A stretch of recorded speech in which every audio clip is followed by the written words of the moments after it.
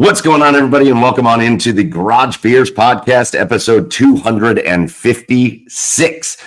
Brought to you proudly here on the OBR streaming network, the Orange and Brown Report, the best place in Cleveland for Browns coverage, especially right now with everything going on with the Cleveland Browns, from rumors and free agency and trades and the draft and all that. Nobody has you covered like the OBR has you covered for Browns coverage. So if you are not subscribed, get over to the OBR.com and hit subscribe, and make sure you are following on all the socials and all the streaming platforms as well, whether it's X or Twitter, or I'm sorry, X is Twitter, X or Instagram or Facebook, or right here on YouTube or Twitch. Make sure you are following, subscribed, hit like, give them all the love. That's the OBR. Again, your home for Browns coverage, and to hang out with us on Tuesday nights to just chill out, maybe talk a little Browns, but talk about all your favorite sports teams. That's what we do on Garage Beers. We have some drinks and we talk about sports, and that's what you're in for tonight. We've got a great episode planned. I promise you're not just listening to me talk. Chad's out there having a little technical difficulty, but that's cool because he's got a little time. So he'll be here in a bit. But we've got a great show. A little bit later in the show, we'll talk about the Cavs and the Blue Jackets breaking their losing streaks. We'll talk about March Madness and the first weekend, one of the best weekends of the entire year. We'll talk about, again, we'll get into a little bit about the Browns because some news happened today that affects the Browns, so we'll talk about that. And in just a minute, we're going to send it off to an interview that we did. We completed it yesterday with the on-field reporter for the Cleveland Guardians. That's Andre Knott. I think I see Chad here, so I'm going to see if Chad can get in. Let's see what he's doing. Chad, are you there? Can you hear? Hello. You okay? Fuck technology. I know, man. So, hey, over on the east side of Cleveland, find him online at Garage Beers Chad. It's Chad Meyer. What's up, Chad? Oh, hey, how the hell are you? How the hell are you? I'm here in some form now. My computer just decided that it didn't want to work. My Chromebook, get this, my Chromebook decided it didn't want to work with Chrome anymore. So it told me to download the latest version of Chrome, but when I go to download it, it says, "Oh, looks like Chrome is already installed on your Chromebook." The fuck? This is a riddle that you must figure out. I guess, dude. Jesus Christ! It's testing you. You know what you're getting? F-. Yeah, I guess so. Well, hey, I'm glad you're here. I'm glad you can get things kicked off with me. Yeah. And because you're here and because you need it, I think more than I do right now, why don't we kick things off before we throw it to the interview that you and I did? And by the way, this interview with Andre Knott is great. You guys should be very excited to see it. But before we get to the interview with Andre, why don't we do our Garage Beers of the Week? We're going to go around and talk about what we're drinking here tonight. You guys post it in the comments. Let us know what you're drinking. But Chad, I don't want to hold you back from this drink that you need so much for any longer. So what is your beer of the week tonight? Well, I got my last two winter beers. Winter warmer right here. Brew Kettle. It's my last two beers for the holiday season, the winter season, and then I'm moving on to spring beers, baby. Let's go. I love that for you. I love that for you. Kick it off the winter warmer. Although today, I don't know how is it at home? Is it freezing? No, it's actually not bad. I'm on the porch here. It's probably like in the low 40s, high 30s. We're good. Oh, all right, yeah. I'm down in Cincinnati, so I think it's about the same. But I don't know why it feels colder down here. So right. It feels like a good night for a winter warmer. It is. It's nice. It's going to warm the loins, especially. I fucking need this. This is not good. This is deep in your loins. Deep in your loins. Chef Brian K. joining us in the comments. West 6th IPA out of Lexington, Kentucky. You can't go wrong with that. Shout out to you, Brian. For me, I am just chilling in Cincinnati. I get to come home tomorrow, which is nice. But I found this little brewery that I'd never heard of before, right around the corner from the hotel I'm staying at, and it's called High Grain Brewing Company. It was a fun place. The food was delicious, so I went in there and grabbed a couple beers. So I have the High Grain Brewing Company American IPA. I don't know that I would call this a West Coast or an East Coast IPA. It's just kind of an in-betweener IPA. It's a little juicier than a West Coast. It's not like big hazy as like a New England IPA, but it's really, really good. It's a 7%er. And I don't know if you ever find yourself in kind of the north of Cincinnati area. I don't remember what this area is called. I know I'm kind of by Blue Ash. Oh, nice. You know when you're driving down 71 towards Cincinnati and you go by that big, crazy-looking mall on the literally the only thing on the way down to Cincinnati before you hit Cincinnati? I'm looking at the mall. Oh, nice. It's right there. Yeah. So it's in that area. If you're ever in that area and you're around High Grain Brewing Company, check them out. Again, I had a great dinner there the other night, and they have really good beer. So that's my beer of the week. So those are our beers of the week. Go ahead and continue to post yours in the comment, and we'll flash them up on the screen. But now it's time for us to get into episode 256 of the Garage Beers podcast. And we're not going to make you wait long. We're going to jump right in to this interview that we did with Cleveland Guardians on-field reporter and just overall entertaining, insightful, and good dude, Andre Knott. Enjoy it, and we'll be back here with you as soon as it's over to talk more about, again, Cavs and Jackets and Browns and all that. But for right now, it's Guardians time, baby. Enjoy the interview. All right, we are joined now by one of our absolute favorite people. He covers the Guardians, but he covers kind of all Cleveland sports. If you're on social media, you know he covers all the Cleveland sports, but you can listen to him on the TV broadcast for the Cleveland Guardians, giving you all the best insights from like the camera pits where he almost gets hit by foul balls all the time, and where he comes out after games and gets the latest insights from the players and all that. It's Andre Knott. Andre, thank you so much for jumping back into the Garage Beers podcast with us. Thank you, brother. The only word I took from that, and the only word people are going to hear is the pits. But you're right, and I appreciate you guys having me back on. Coming to us from the pits, it's Andre Knott. Andre, real quick, why don't you flash that drink? What are you drinking with us? Absolutely. Since I'm coming on with you guys, and because I've been watching look at that. Let's cheers it up. I like that. Chad, if you came earlier and not be in that sauna with that lady next to you, you could have did this with us. But as I try to take care of my weight, as I try to go through a whole baseball season and stay healthy, the finished long drink has been a plus. Shout out to my brother who brought this into my life. It's low in sugar. No sugar, and it does the trick. So I'm glad you blew me away, Michael, that you had one. So I love that you had one. I just love. He brought one on, and I said, "Well, shit, I got like 10 of them in the fridge here in my hotel, so I'm going long drink too." I had to rehydrate being in the sauna, man. So you got to cut me some slack here. I got purified water for that too, bro. There you go. So Andre, real quick, we're recording this on Monday night, but Are you going to work the game tonight, or like what's the schedule like the next 2 days? Because I know you're flying out tomorrow to go to Kansas City. Because TV wise, we haven't done a game since last Wednesday, and for TV, so I've been going to all the games. But my family's in town. My in-laws we're celebrating their 46th anniversary. Yes. So I've got like my parents out here. I've got my in-laws out here. I've got my sister here. I've got my niece here and her daughter. My kids are here. So the last couple of days, like we've been in the pool that I showed you and made fun of you with already. So today is kind of like a hangout day. Tonight I'm not going to go to the game, but we're going to go to the game tomorrow, everybody. And then at the end of the game tomorrow down at the Diamondbacks, I will jump on the plane and head to Kansas City with the team. And my family will stay at this nice palatial house for the rest of the week. And they'll kick it on Dad's dime, which is all right. It's a blessing to be able to do it. And it's a blessing that all my family comes in. The cool thing is I'm overly blessed. This is a cool job to have. But it doesn't work if you don't have family that buys in. And my family buys in, and we kind of make spring training and the end of spring training kind of like our family reunion type deal. It's almost so cool. It's like sending me off to jail. Like we all know, like for the next 6 months, I'm gonna be hit or miss. like I'm gonna be in and out. So like this is a week and a half. Like we do it, and then my family's gonna meet me in California, because they haven't been with me for my birthday in since the pandemic. So we're gonna go to Disney World. That's what every 46-year-old guy wants to do. Let's go. Yeah, absolutely. It's you look pumped. You look pumped. Who wants to on their fucking 47th birthday wants to go to Disneyland for the first time? But my kid, but in all seriousness, my kid, we were going to take our kids in during the pandemic. Didn't work out because of the pandemic. So our kid's a little bit older, and we get to bring my little niece now, which is going to be really cool. So pray for me on the off day, and happy 5 years to you guys as I get older as well. Thanks, man. Appreciate it. Let's go.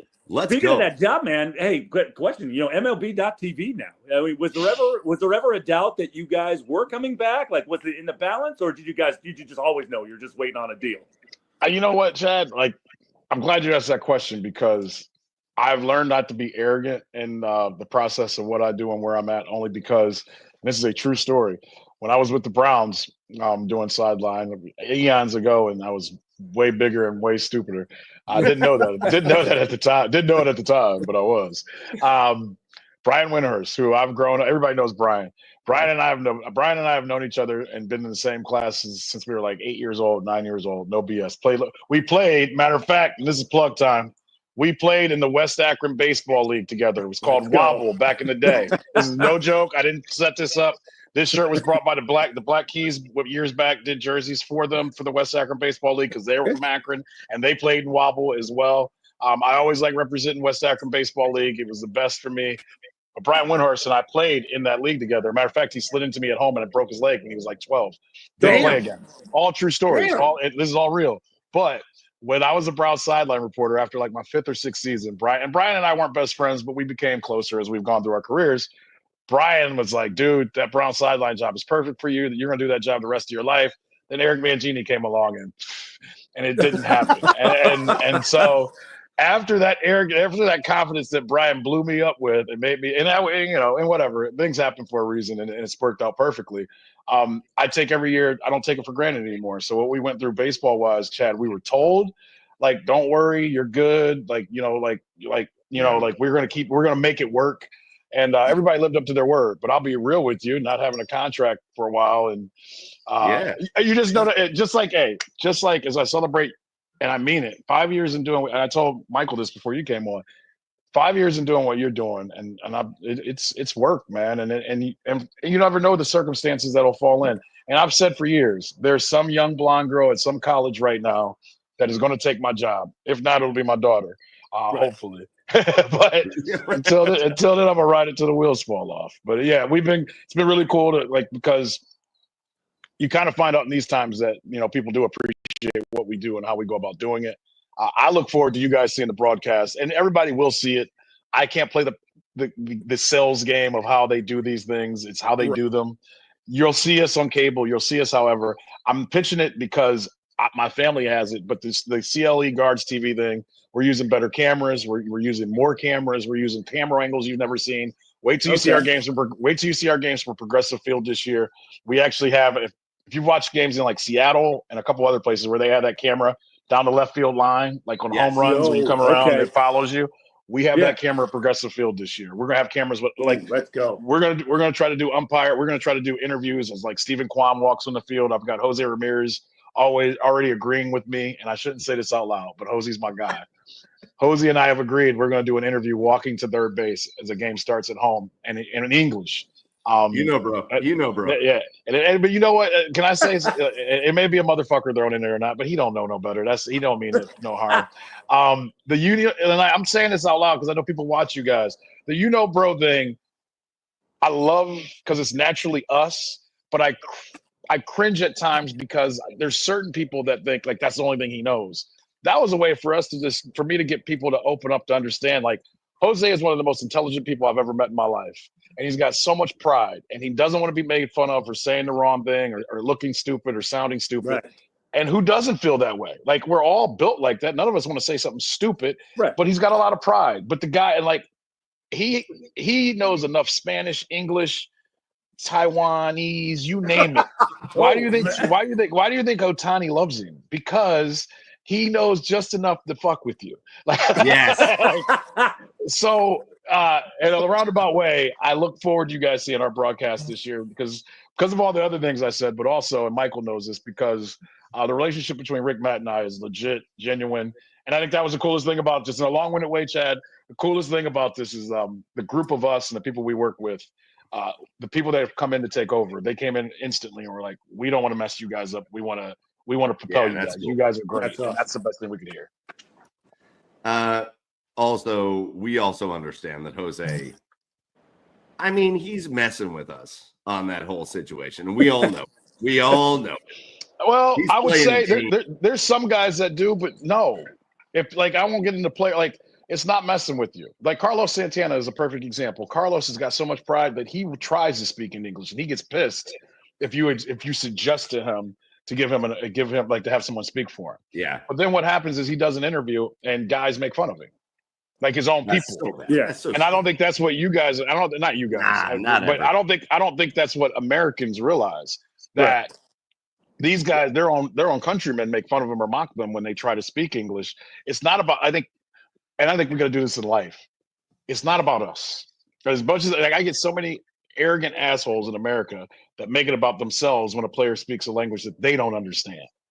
And I'll say personally, I probably was like that at sometimes too. But when you get to know these guys and you know what they've gone through and you know the bullshit that gets sent to them and the arrogance and the ridiculousness that's said to them, God bless them. Because everything I'll say to any asshole is like, what are you speaking in Spanish? You go learn a second language and you go live on TV and try to talk. I can't do it.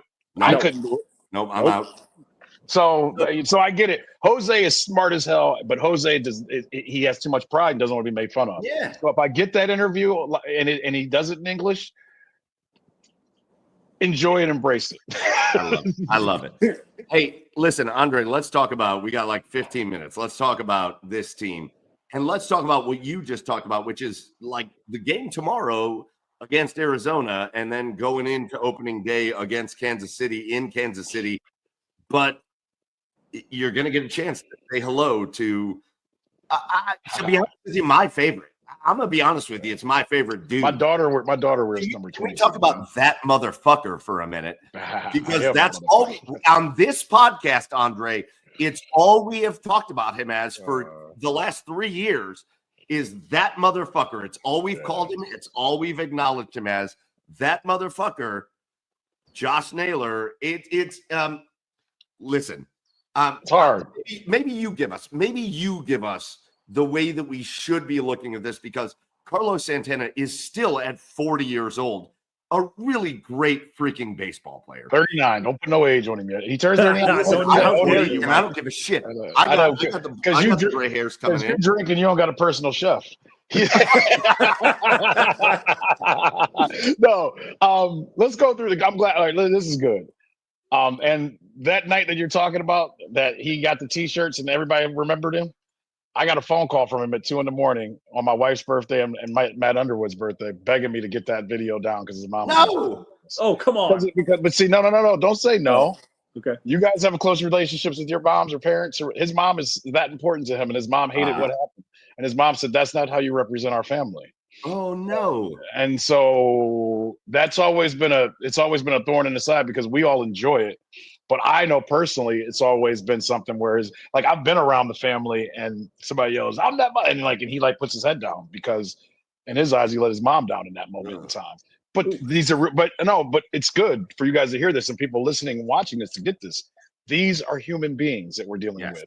And in a commercial and a video, it's beautiful and it's fun. It makes for great T-shirts. It makes for great conversation. But just like you and I or me, if you say something a little outlandish, you still have moms, dads, parents, kids. And that was what his mom said. You don't want kids looking at you thinking that's the way to do it. Beyond that, I love, like, this is hard. My daughter's favorite player is Josh Naylor. My daughter either wears 42 in softball or 22 for Jackie Robinson or for Josh Naylor. Like that's that's my daughter. And like at 12 years old, I can't, like, Josh has his personalities can go all over. But the way he was to people and the way he was to my kids and my family, like to this day, like every time he sees my daughter, they rub heads together and their hair is like the same. And he's always like, "What'd you put in your hair today? What should I put in my hair today?" Josh is an unbelievable human being, but he has a huge, like, I think this trade is going to be the best for all involved.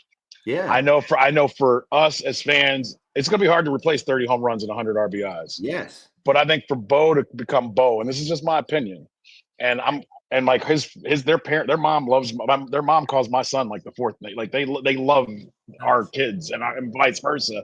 I just feel like Josh has such a personality and so big a personality that Bo being the catcher and having to be in the middle of the field and kind of lead It's kind of hard. Like, think about it. If anybody's got big brothers, or like, how do I lead and yelling when my big brother is still? And I don't think anything was bad or wrong, but I think for Bo to truly come out of his shell, he might need this. And I think for Josh, Josh has been traded a few times. Josh is gonna rake. So tomorrow means nothing to me and that, Mike. We come out here later on in the year. I hope Josh hits 40 home runs and drives in 120. But I also, and I think the Guardians feel like we also hope we finally see Bo hit 20 home runs, hit 280, and drive in 70. That's the hope, I think, for everybody. Have you seen any of that start to shine out of Bo this spring, or is he still trying to develop that? Yes, we have, and that's part of this. But and it's not like I'm cautious with this, not because I'm tight with them, but because I think it's precious. If anybody, we're all dads. Imagine your kids and imagine the situation. Like, Josh didn't do anything wrong. Josh was protecting he was being a big brother. And Bo didn't do anything wrong. Bo was being a little, he was being the brother to his brother. Like, I don't think there's anything wrong with that. But here's the thing I always will tell you. When Bo was still in the minors and he would hit a home run or something in Columbus or Akron, and I would, in between innings, I'm like, Josh, Bo just hit a home run. And he was like, that's what he's supposed to do. Imagine that. I know, Andre. Yeah. Right. Yeah. So I'm getting at, imagine if Big Brother's like, that's right, he's supposed to do that. Imagine what he was actually saying to him when he struck out or when and I don't know. He's a great big brother. He's protecting him. So I know from the outside looking in as a fan, this is hard. But I think from the inside looking in, without anybody saying it out loud, but watching the actions and knowing the people, I think this might be best for all and their careers to grow.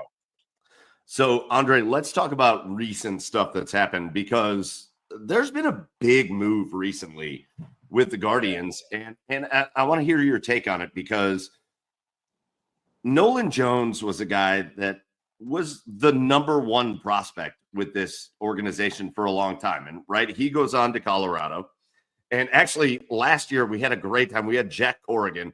And Andre, you've been around the area a long time. Touch them all time. That's right. We heard Jack Corrigan talking to us about the Guardians, and me as a 40-year-old man about melted into my chair. But he's out there with the Rockies talking about Nolan Jones. Well, Nolan Jones is back. And Tyler Freeman is a guy that I think a lot of people thought were going to compete. He was going to compete for kind of that second base spot. I thought he was going to be the starting day shortstop. The utility spot. Rocchio's done a lot of work. He's done a lot of work to do all, get himself in that spot. But when you saw the move that the Guardians made to bring Nolan Jones back and put him in the outfield, what's your initial thought process on that? My initial thought process is that they know they need a little bit more power. I don't know, and this is opinion. I think Chase DeLauder is high in a lot of our eyes, but I know that with his injury again and some of the injuries already had, they need some power in the outfield. Yeah. Lane is on one. He's going to be a free agent at the end of the year. Lane is going to hit 30 this year. I'm going to say it. But on the other side of it, at some point, you need some more power from right field. You hope, and I think you're going to get it from Noel, but from a left-handed standpoint, they wanted an outfielder that could do it. Will Brennan is a very competent player, a very good player that's an average hitter. Power's not his forte. I think they want somebody like the way this offense is set up, and we saw in the last 2 years, the contact stuff is great. But to win games in the big leagues, you do have to hit home runs. And they went from last to middle of the pack last year. Middle of the pack with our pitching and how they do everything else, you can make the playoffs. If you're not middle of the pack at home runs, it is a struggle to score runs with the arms that they have. So I'm glad Nolan is back. They're going to have to work with him through his injuries as well. The Tyler Freeman part is hard, but because Tyler is a great human being, and I think Tyler is going to take off going to Colorado. So let's just say it now. I won't be surprised if Tyler hits 300. I won't be surprised if he becomes an everyday. He's going to be an everyday player there. Tyler may have needed this, and Nolan, he may need this too. Because hey, at the end of the day, he went 2020 2 years ago, and we all thought that was a takeoff point. Even everybody in Cleveland, everybody that knew him, we were like, if he can do 2020, he can do 30-30. He can run. Yes. He's got a great arm. His power is great. He's got to cut down on the strikeouts. He's just got to stay healthy. And the team realizes this. And really, I think what the thing the guards are great at, in my estimation, is getting a couple lottery tickets. Yeah. And at the end of the day, think about it. They traded Tyler Freeman for Juan Brito, who we're going to see this year, and Nolan Jones. That's a hell of a trade. Yeah. But Andre, like, we did this exact episode last year with Jim Rosenhaus, who's been a longtime friend of the show. And he talked to us about the new philosophy around the way the hitting coach and the coaching staff is wanting these guys to approach at bats, right?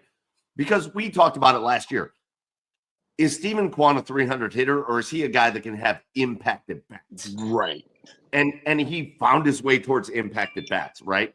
So when you look at this outfield, and you know Steven Kwan's going to be your starting left fielder. Yes. And Lane Thomas is going to be your starting center fielder. And now you've got these two guys in Big Christmas, and now you got Nolan Jones back that are probably going to be your two starting right field platoon players. There's a lot of reasons to be excited about that if you're a Guardians fan. I agree, and I know where our time is at. Throw 5 to 10 more minutes on there. I think I'm good. I got you. Because I know we're long-winded, and I'm good with this right now. Hey, when I'm done. You'll know. Peace, guys. Yeah. I think what also I like about this is that we always think about the starting 9, like for the game. But now every game you start, you will have on the bench to pinch hit in the 6th, 7th, 8th, or 9th inning a guy that can take one swing and change the game, whether it's Noel or Jones. Like, to me, these are the big parts of, like, this is why the people that make money to build these teams make money. Because all of us, we get so excited about what's the opening day lineup, what's the opening day roster, and that's what we're supposed to do. But guys that build teams go, how, and this is where, Vogt made some moves last year and moved guys in and out of lineups at times. We were all like, what the hell? And the players were too. And I'll say early in the year last year with the bullpen, he would pull guys with 2 outs. And I'd be like, why, dog? Let him get the last out and bring a guy to the clean inning. In the long run, it ended up making sense what they were trying to do.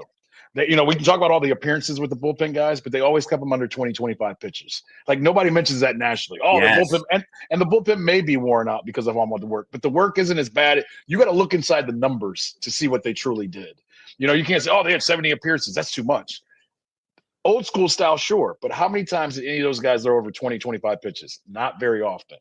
And this situation, as you just said, if we don't know when DeLauder is going to be healthy and can help, you now have a left-handed swing, a big guy that comes off the bench. You want to bring in your best right-handed pitcher with 100 miles an hour? Perfect. We got a left-handed kid that can hit it.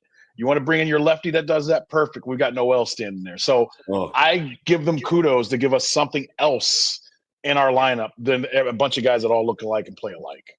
So, Andre, I want to go into pitching for a minute, but I want to step back into the lineup for just a second.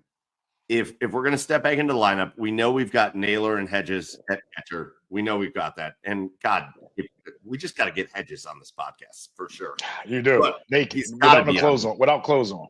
He looks like shirt off too. I don't care. He looks like just like Chet. we got the same chest hair, Ron. Right? Yeah, we have something in common. I think I'll tell him that. I'm like, hey, man, I know this podcast and wants to do a chest out pod. He might do it. Let's go. Bring it, dude. I'll do this thing shirtless. I ain't scared. Can't get no sponsors doing that. That's right. Who gives a shit? We know we've got Carlos Santana at first and Manzardo at first. And those two will probably spend a lot of time switching out at DH.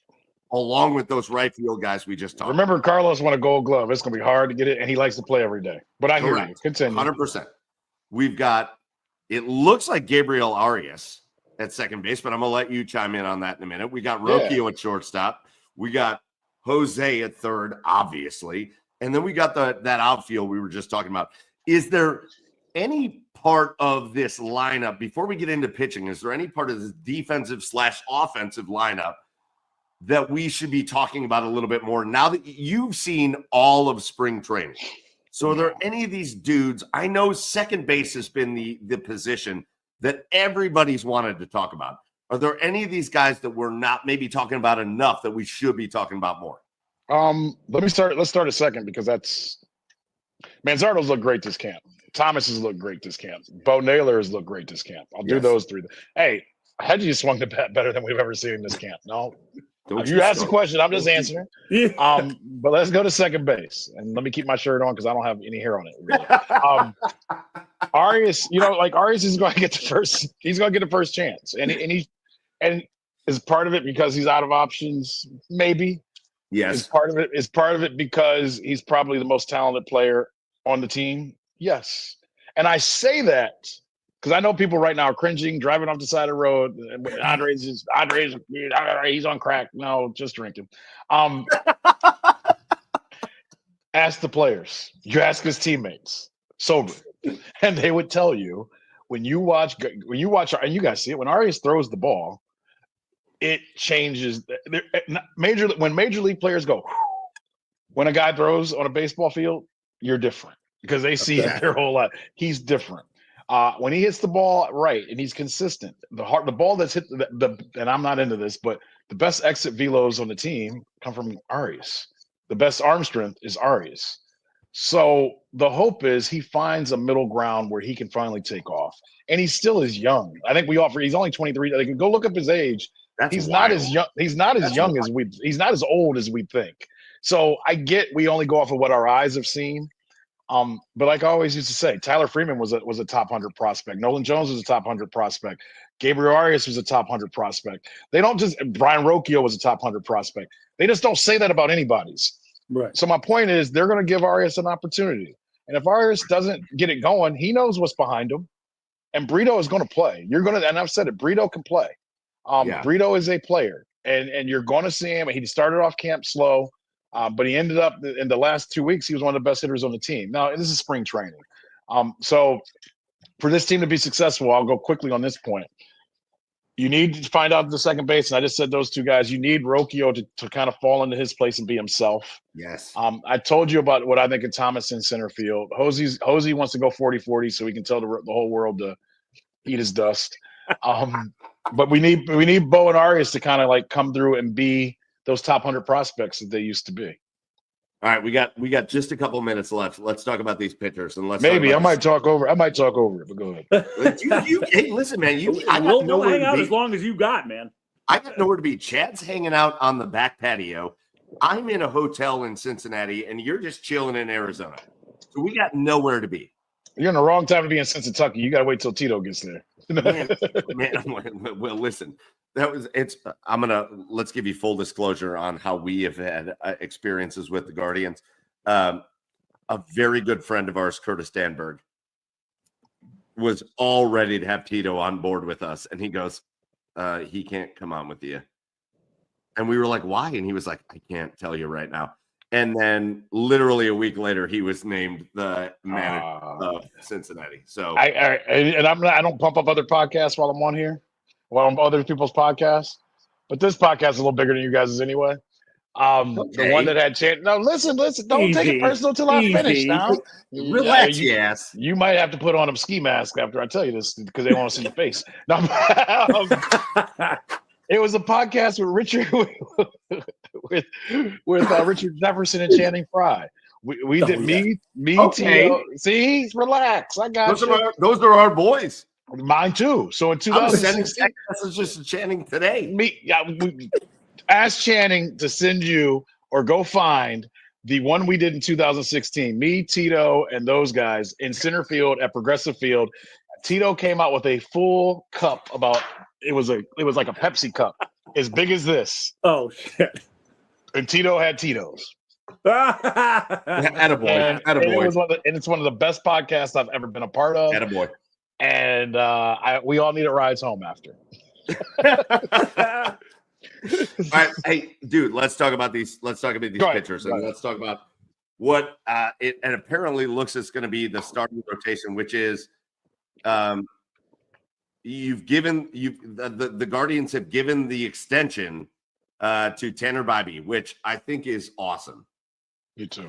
So now you got Tanner Bybee. You've got Gavin Williams, which sounds like it's going to be part of the rotation. You've got Luis Ortiz, which I don't know that anybody, and maybe you have seen more in spring training than anybody, but screw spring training. I saw him. I had 4 of our players last year when he came to Cleveland say that's the nastiest shit I've seen all year. Dude, continue. Andre, I want you to talk more about Luis Ortiz. I'm just going to pause on Luis Ortiz. I'll go through the whole rotation, but I'll start at Luis. Well, let's start. because there are certain pitchers that have baseballs that when they throw them out of their hands, they look like they weigh 57 pounds. Right. And Luis Ortiz is one of those dudes. Like every time the ball hits a bat, it looks like it just dies somewhere. Explodes, yeah. Is that how it's looked in spring training? No, it hasn't. Spring training. Here's the thing that Carl Willis Carl Willis should go in the Hall of Fame as a pitching coach. I shouldn't even. I mean, when CC Sabathia goes in, the first thing he says is, "I wouldn't be here without Carl Willis," and I know many others that feel the same way. What Carl is great at, you'll hear me say it sometimes in interviews or when we call up a new pitcher or something. Carl's always like, "Come up and just do you." Like he doesn't tell you the game plan. He doesn't tell you what he thinks you should pitch. He doesn't tell you. He goes, "Kid, you got here. Congratulations. I want to see who you are and what you do. Go out there and you pitch your game." Well, what does that do? That builds up a confidence that I don't have to do this or that. What I've seen, what they've done in spring training with Luis Ortiz is rather than they say, you got to be this type of pitcher. And this is why the guards have such a great pitching thought process. Yes. They don't make you do what they want you to do. They say, show me who you are, what you are, and I'll work with that. I think in the spring we've seen, because Ortiz has 3 fastballs, he can get up to 100, but last year he can stop doing that. He's got a cutter, he's got a 2-seam, 4-seam, and he can sink it. Okay, they I think are in the process of figuring out, okay, how do we build best off of what he does best? He's gotten hit a lot. He's given up some home runs this spring, but his ball explodes. And I'm telling you guys, everybody knows where I sit in the pit. As Michael told you, I'm the pits, baby. Watch out for those line drives. His balls were like the fastballs he threw last year. Our guys came back and were like, we can't hit it. God has gifted him. It may take a little while to get him going, but I have a feeling come June, July, when you got to go against Gavin Williams and Ortiz back to back, a lot of hitters are going to be walking back to the dugout like this, just shaking their head. He's got incredible. God has gifted him with an incredible arm.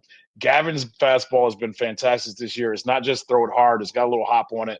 Bybee looks fantastic. They used him perfectly, and I think the signing of the contract for Bybee, as exciting as it gets our city and it gets the people, I think it excites the clubhouse as well, because that's a statement of they believe in us and they're willing to pay us. And I think that goes throughout the whole place. Ben Lively saved our ass last year. Nobody talks about him because he throws strikes. And as Larry Boa and Charlie Manuel told me, Rick Manning, and Matt last year before he even pitched, Larry Boa goes, I like that because Lively used to be in Philadelphia. And this is before he pitched. He goes, Lively's going to give us problems because he's got balls. People in baseball love him. He doesn't throw that hard, but Larry Boa ain't lie. Larry Boa ain't lie. Logan Allen's coming, had a great spring training, and really with Tristan in the bullpen, and they're still like Tristan. Hey, they're trying to do with Tristan what they've done with Cookie and even like a Corey Kluber. Just get to the bullpen and let's make everything simple. Go out there and throw strikes. Go out there and throw hard. Don't worry about trying to set guys up. We've seen this work with several people, and they're trying to do it like with this. I think at the end of the day, they would prefer to have Tristan in the rotation. But they know he's averaged 94, 95 miles an hour every time he's been out this year. Do they have some things that got to go right? Sure. But I think last year scared the hell out of the organization, even though they got where they got. This organization realizes if you don't have enough starting pitching, you can't get to where you need to go. So I'm going to pause you right there because I have this question. We know we've just talked about with starting pitching and all that, but I don't know that there's anybody that's had a more impressive spring training and more impressive outing than Gavin Williams. Is there a guy, Andre, is there a guy on this roster that means more to this team than Gavin Williams? Like, I feel like he means the most to this team. He's up there. He's definitely – well, here's the deal. And this is why I bring up, like, once we see guys in the big leagues, we kind of forget their pedigree. You know what I mean? Like, Matt, and this is – I'm speaking as Matt, Rick, and Andre. We read all this stuff too. And we have to be careful of it. We have to be cautious of it because we all do it. We see 5 outings or 20 at-bats, this guy sucks, or this guy's great. Right. We all do it. It's natural. Gavin, don't ever forget this. As Tanner Bybee signs his contract that he deserves, as Tanner Bybee came in second in AL Rookie of the Year 2 years, as he deserved, Gavin Williams was drafted before Tanner Bybee. Mm-hmm. Yeah. There are people within the organization that will tell you, for as great as Tanner is, If Gavin ever gets it together, Gavin's going to be our number one. Today, as we do this, Tanner Bybee is our number one and deservedly. Gavin Williams has shot his ass up to number 2. And if Gavin pitches the way, it's really the greatest problem ever. And remember, they were drafted in the same draft, same as Doug Nikhazy as well, and Will Dion. Yes. So think about that. Those 4 guys are all going to pitch in the big leagues, and they were all drafted in the same draft. But the first pitcher they drafted was the guy we're talking about, and he's starting to live up. He's starting to look like that guy, that dude. Yes. And that's why we call him the big rig, man. Like that kid. Like if he he might start the All-Star game if he starts off right.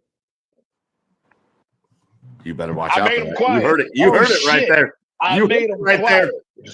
That might be my walk-off. All right. Yeah. No, last part of the team before we let you get out here. But I feel like the part of the team that everybody walks around talking like, hey, we've got the utmost confidence in is the bullpen. And obviously you've got the best closer in baseball in Class A. You've got Hunter Gaines. You've got Cade Smith, who Cade Smith should have been the rookie of the year last year. But now you've had some losses in the middle relief / long relief section, but you add Junis and you add look at him looking at his notes. I'll do it for you. Andrew Walters didn't make the team today. You got Jacob Junis, as you said. You now have Joey Cantillo in the pen. And Seawald and Tristan McKenzie. And Seawald. I think it was a beautiful thing for them as a team to continue growing and get a Seawald. They got more arms coming for the bullpen too, by the way. There's a couple more guys they have coming. It is the best part of the team, we think. But I've also learned in the long run of being around this, bullpens are volatile, and year to year they change. Yeah. I think that's why they're getting depth in guys that can close. Class A is a B, and I mean that in the best way possible. Yeah. But what they've also done, the way Hunter Gaddis feels about himself, it's so night and day from a year ago today. From 1 year. I love hearing that. Yeah, and so to me, what they have is. And Austin Hedges said this early last year, and Austin says so much crazy shit that you don't know when to always believe him, but you should. But Hedges said to me in like June last year, he goes, Dre, can't nobody fuck with us? We got 3 closers. And I looked at him and I was like, all right, Hedgie, it's 3:00. I know. But Hedgie's point was, and it's real. He was like, shit, we get to the 6th, 7th inning, damn, lights out. And he goes, and I tell people that. He goes, I tell hitters. And then he goes, and then they see Cade Smith throw one by him. And they go, shit. Okay. Yeah. And they go, who the hell is this guy? We literally played a team last year. I won't say the team. And they came back and they were like, what league was that guy in last year? They were like, he was not in AAA. What league was this dude in? California Penal. Yeah. They were like, because we ain't ever seen no shit like this, is what they were saying. And remember, Trevor Stephan should be back at some point in time. That was your 8th inning. Think about it. At this time last year, we were freaking out. Yes, because you didn't have an 8th inning. You didn't have an 8th inning guy. Your 8th inning guy just had blown his elbow out. And probably a month and a half, 2 months, you may have Trevor Stephan get stepped back in there. It should be. And here's the funny part for me. 6 years ago, I'll never forget, I said to Tito, I was like, damn, man, all these other teams' bullpens, they all throw 90, 95 up. He goes, yeah, we barely got one guy that throws 95. Now look at our bullpen. Every dude is throwing gas and real gas. Is Seawald a low-key, like 4th closer as well? I mean, I didn't know that he was the Diamondbacks' 4th closer when on their World Series run.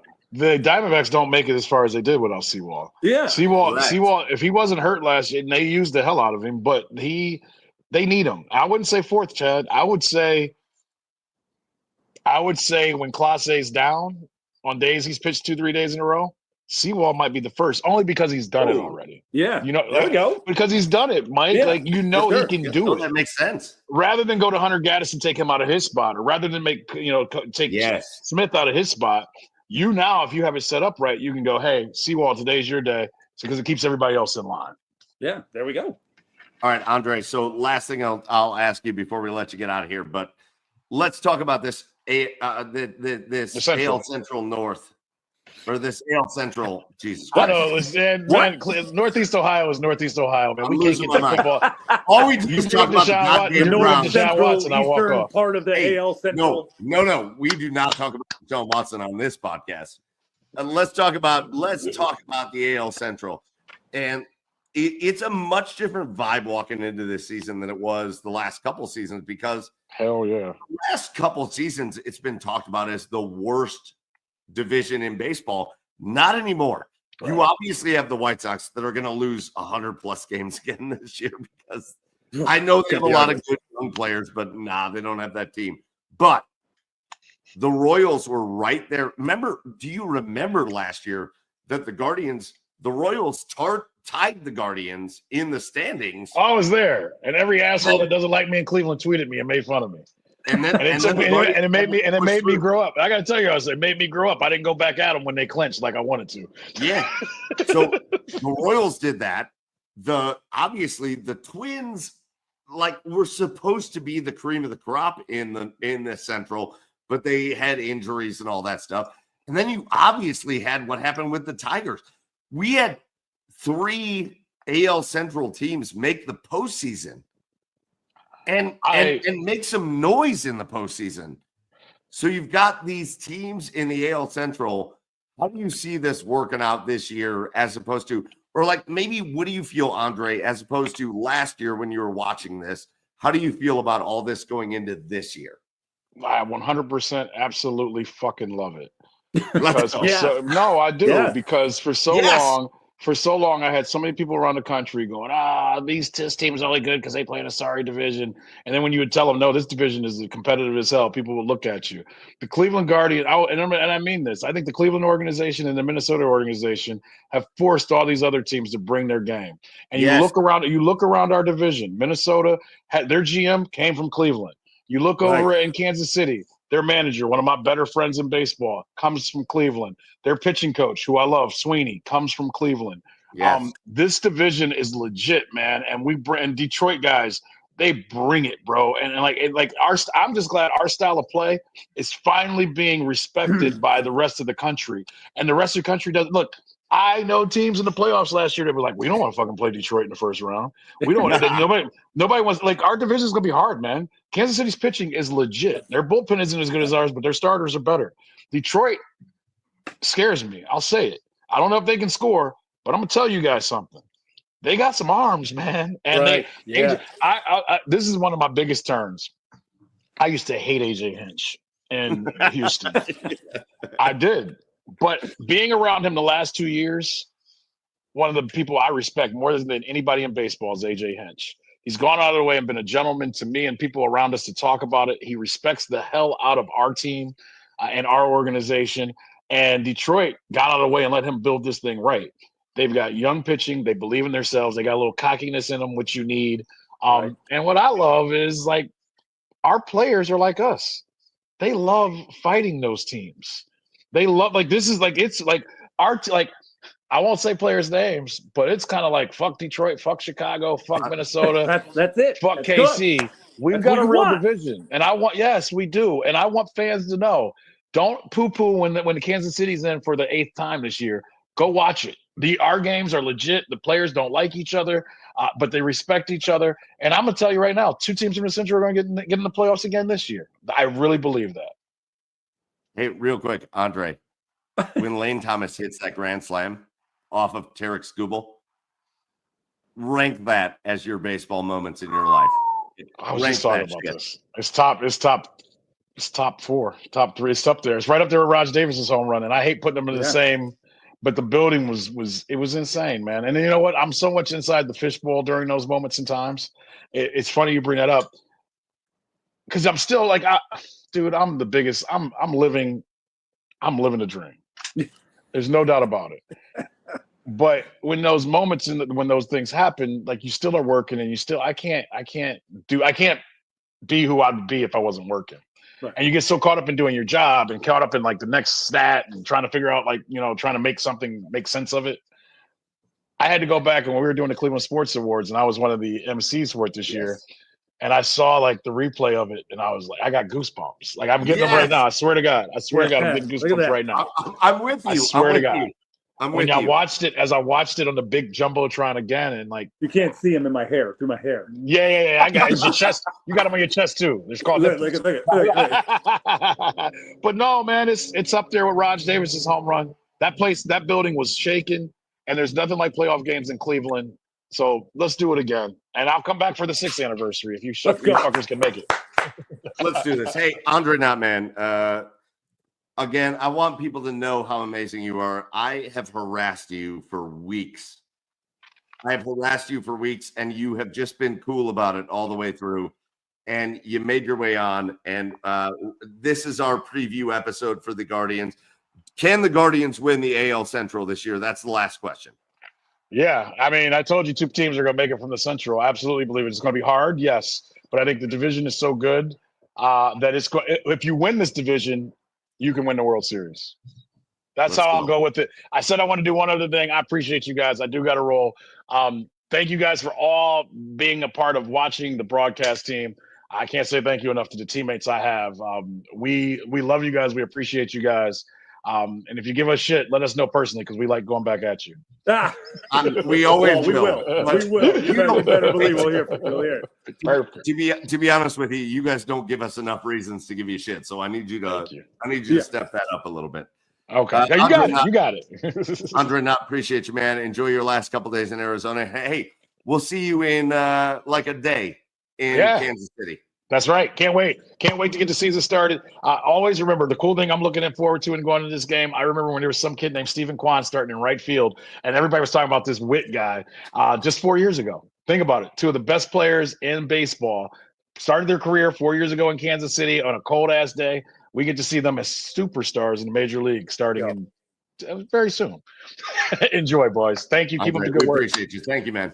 Thank you, guys. Man. Take care. Thank you, Andre.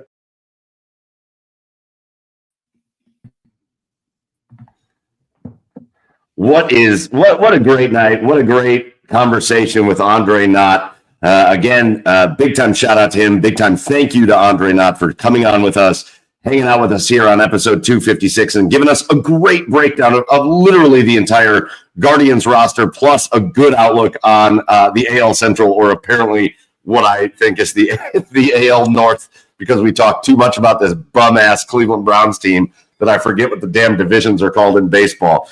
But big time shout out to Andre Knott for coming on. And like we just said, we are boys.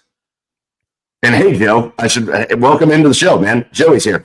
Hi. Boys, we are 2 days away from Cleveland Guardians baseball. That was nice of Andre to say that people actually watch us. Yeah, I'm excited. I'm probably with the Jackets fighting for a playoff spot and the Cavs being where they are. I'm probably going to forget about baseball for the first couple of months. Fair. But I'm excited. I'm still excited for it. I love baseball. Baseball's my favorite. And I don't know. It's going to be another wait and see type of season. Just kind of like Joey said a week or two ago. Is Lightning going to strike or not? But I'm excited to watch this team just because I love the young players. I love how much they fight, and I love how much I just love how they like each other, and they're a lot of fun to watch. So I'm looking forward to catching a few innings here or there until like May or June when I start to take it seriously. Joe, man, you're all about these Cleveland Guardians. So how you feeling, man? We got opening day of the season in just 2 days. We've got opening day. You're coming back to Cleveland. We got opening day April 8th at Progressive Field, the new look Progressive Field. I think enough has happened over the last bit of time this offseason to really get me jonesed up for Guardian season, and to really make me believe that this is a team that can not just replicate what they did last year, but has a chance to do something even more special. As I look at this team and the way it's constructed, I feel like if we just get that growth, like he talked about Stephen Kwan there. What I saw out of Stephen Kwan answered so many questions for me last year because he was such a sensational rookie. And then he had that Then he had that kind of sophomore slump season, which I know he still hit he had like 280 or whatever his sophomore slump season. But it was just a lot of like slap singles everywhere, and it wasn't that impact stuff. But Quan to bounce back last year and just be such an impactful player. Lane Thomas has been so impactful. He was so bad the first like 3 weeks with the Guardians, and then he was just amazing all the way through. If you can get those kind of jump seasons from guys like Kyle Manzardo, John Kensey Noel, and Nolan Jones, if you can get those guys to come into their own, I think the Guardians have a chance to be not just good like they were last year, but I think they have a chance to be prolific offensively with these guys. Oh, maybe I'm ahead of myself, but I feel like this team's ready to make a big jump if those guys come into their own. You're ahead of yourself, Mike, because you didn't intro my beer, and I'll do that for myself right now. Thank you very much. That was my intro for your dude. From my future home state, it's a repeat, but we got the Elysian IPA, Space Dust. This brewery, excuse my Gen Z-ness, but this brewery slaps. Actually, that's not Gen Z anymore. I think that's just like old millennial talk now. Correct. That's so good. Man, I am so hesitant to get to the ledge that you're on right now. Because and I'm not going, I'll turn this around, but like, I think it was a 2022 team where you had Stephen Kwan break out, you had Oscar Gonzalez, and you had all these rookies come out for the first time, just unreal. And in 2023, we felt some way going into that season, and everyone slumped. And then 2024 was that bounce back year. I think what's different about this year is you have a much more established core with the Quans, with the Lane Thomases. Obviously, you got J Ram. You got Carlos Santana coming back, who's just prolifically on base. Like, you have a lot of things that can mitigate that slump that you might see from like a John Kensey Noel, or you might see from Gabriel Arias. Like, I feel like the team is poised to do better than that 2023 team does. I think, big questions are going to be, I hope not, but pitching. Obviously, I think they did some work to address that. I think there's been some questions with Ortiz during spring training. I don't know if that was addressed in the Andre interview. I was on a meeting, but that's a bit of a question mark. Really excited to see Tanner Bybee re-signed. I think that's a huge step for the Guardians, mainly because they don't spend money. So that's very exciting. I really like Tanner Bybee. I think, I don't think he's quite yet ready to come into an ace role should we lose Shane Bieber after the season. But he's a great two for us this year. And, the bullpen's the bullpen. I'm curious to see how some of the new guys fit in here, but that back end, it's going to do the same thing. It's the same guys. Listen, obviously rotationally, there's questions. I said this to Andre, and I think he kind of understood where I was coming from. Like, if Gavin Williams is Gavin Williams, if he's the guy they have expected him to be, that he's kind of struggled to get to, that's your ace. Maybe not this year, but maybe after this year he is your ace, and you still got Bybee as your number two. I mean, there's a lot of hope there. I just think when I look at this team coming into this year versus the team last year coming into that season, I think Lane Thomas is a big difference maker. Yeah. In the lineup. I think knowing what you can expect out of Stephen Kwan is a big difference maker in the lineup. Remember, guys, last year, who are we coming in to the outfield with? Ramon Laureano? Oh, and the other guy. Flores? Is that his name? Was it? Estevan Florial. Estevan Florial. Yeah, that's right. Yeah. Those two guys were playing starter. They were starting baseball games for this team. Yeah. We were like, is Miles Straw going to be a guy that plays baseball games for this team? We didn't know what to expect at shortstop. And you watch Brian Rocchio struggle throughout the course of the year, but really develop into a player. So I just feel like you kind of know what you're going to get offensively from the catching position. And if Bo Naylor breaks out, that's only a win. You now can have way more confidence in outfield production than you had going into last year. I just think there's a lot more reasons for confidence going into this year than there were last year. And listen, Carlos Santana, I know Josh Naylor. I don't like that we don't have Josh Naylor because he was my favorite. And 30 homers and 100 RBIs is productive no matter what the other stats say. But Carlos Santana is a productive offensive player that also wins Gold Gloves. The dude had a 2.5 WAR last year. 2.5. That's great. Josh Naylor's was 1.5. Yeah. That's a full point difference. That's huge. I will say, for the first half of the season, this goal for the team should be keep pace with the Tigers and get your star players healthy. Get David Fry back. Get Shane Bieber back. Get them worked into this rotation and this lineup and just keep pace. Like, we don't need to do what we did last year and jump out to that, whatever ridiculous 14-game lead we had. That shouldn't be the expectation for this team. But if you can stay right in there 1-2 with the Tigers, going into when you get healthy, going into that All-Star break, like this, that positions this team well. You want to be buyers at the deadline. And this is a team where if they are not keeping pace with the Tigers, they will not be buyers. I think it's really exciting. Guys, I'll be honest with you. The rotation is actually the part of this team I'm actually really excited to see. Yes. I think if everything works out, if everything shakes out, this rotation is the perfect balance of power and finesse. Right. Last year we didn't have a guy.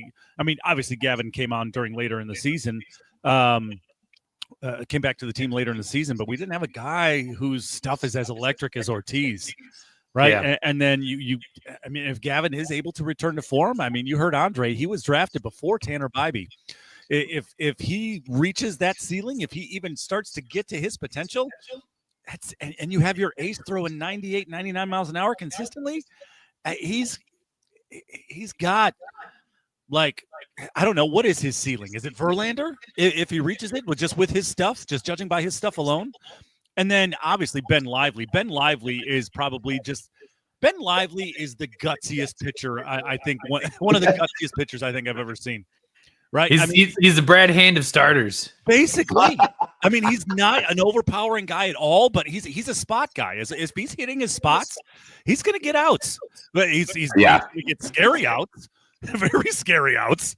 But he's going to get out. So I'm very interested to see how it shakes out because Tanner Bybee has all the makings of an up and coming star. But if Ortiz and Williams, are any good at all, that 1-2-3 punch that you have at the top, it was great. Obviously your fourth and fifth starters are what they are. You're just hoping you get 4 or 5 innings out of them. But man, if those three are any good this year, it's a return to form for this rotation.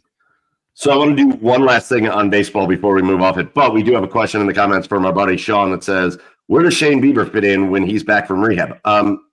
Right into the starting lineup, or right into the starting rotation.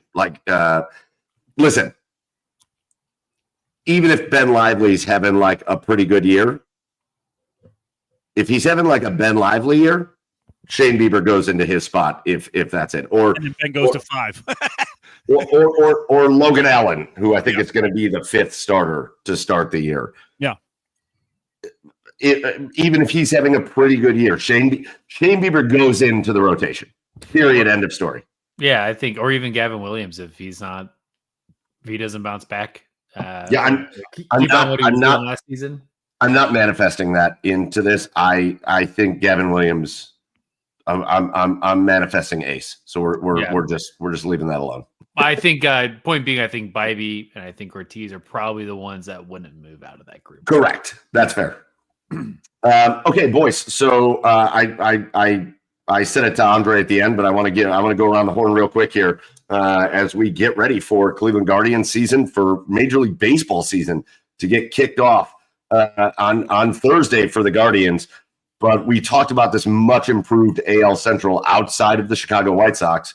So how do we feel like when all is said and done and all 162, which is still absurdly ridiculous and way too many games, but when all 162 games are played, give me your AL Central predictions. How's this thing going to wrap up? I think you got the Sox in last place. Who knows what's going on over there? Yeah, that's easy. That's the easy part. That's the easy one. Nailed it. Yeah. I think 3 and 4 are a toss up between the Twins and the Royals. I think the Royals are on track more of putting things together. I know the Twins had some big acquisitions in the offseason, but that team just always, I don't know if it's like a coaching thing or a chemistry thing, but like they just always fall apart. Like they are always a team that on paper you look at like, oh yeah, they should be really good. And they're just they never put it together as a team. So I'm going to go Twins 4, Royals 3rd. I'm going to go Guardians 2nd place. And I'm going to go Tigers 1st in the Central. Guardians wildcard spot though. All right. Chad? Sorry. No. I think I actually really love what the Royals did this offseason. I think it's a 3-team race, and I think I want to say I'm going to say obviously Sox last. Obviously I agree with the Twins 4, Sox 5.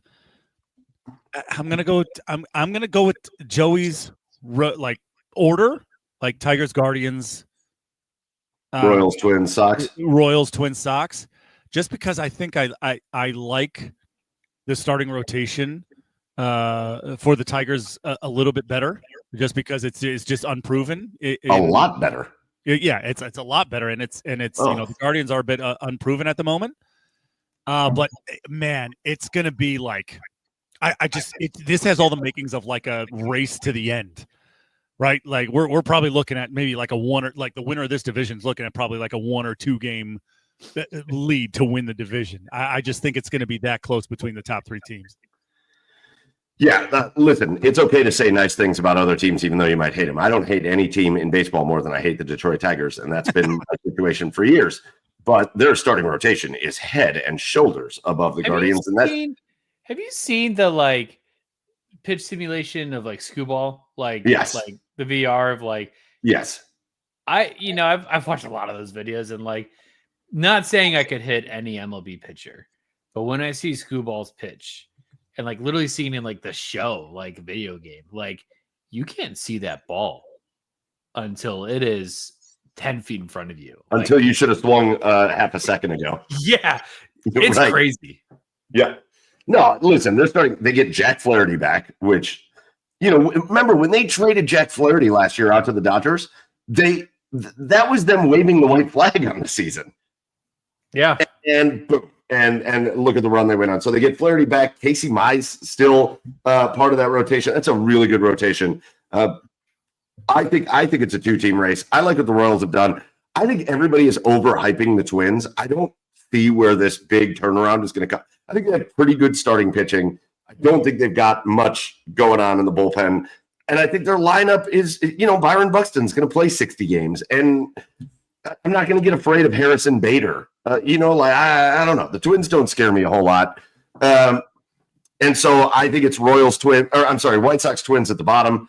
I think I do think the Royals are going to be in that 3 seed, even though I think they're going to be tough. But I'm going to give the Guardians the edge. I think a lot of people are going to give the Tigers the edge. But this is also a Guardians organization with a lot of young players that has learned how to win over these last several years. And they learned a lot of that under Terry Francona, and now they're learning it more under Stephen Vogt. And I think you've got just the right combination of guys who have a lot to prove. I think you have the right combination of young guys that maybe don't have the expectations. And I think you've got a good combination of guys that are older, or maybe not even older, but have been around long enough. Jose Ramirez, Carlos Santana, those kind of guys that are just starving to win big in Cleveland. And so I'm going to take the Guardians to win the division this year. It's a much different conversation than we had last year. If you remember, we did our kickoff conversation last year with Steve Phillips, former general manager of the Mets. And I think we set the over-under on the win total for the Guardians last year at like 77. Yeah, because that was coming off that down year. So, I mean, obviously you got expectations are high for this team, and hopefully they can pull through. Hopefully they don't shit the bed. Shit the bed. Yes, hopefully they don't do that. All right. It's 10:10. We might run a little bit over, but that's okay. We are going to, here in the middle, we're going to do our asshole of the week, where we just call somebody out for being an asshole. People have been assholes this week. There's always assholes every single week. And it's time for us to call some people out for being an asshole. So I'm going to start because my asshole of the week is me. I am my asshole of the week. Okay. And it's only because, and I knew I did this last night, Chad. So let me give you full disclosure. You could probably tell in that interview with Andre. But we were out last night. I'm down here in Cincinnati. I was with one of my very favorite coworkers and her husband. He came on the trip with her. And they were like, come on, we've got these really cool bars down here in Cincinnati. We want to show you. They're like these old dive bars, Cincinnati. They're like the oldest bars in Cincinnati. And man, we had a great time. And we were having a bunch of beers. We were drinking. We went to the oldest bar in Cincinnati. We were drinking Guinness. And all of a sudden I get a message from Andre Knott that goes, I'm good for tonight. And I'm like, oh, shit. So I watched that back and I realized I was feeling real good. I don't think I sounded terrible, but I was feeling real good. I don't think I let Chad talk.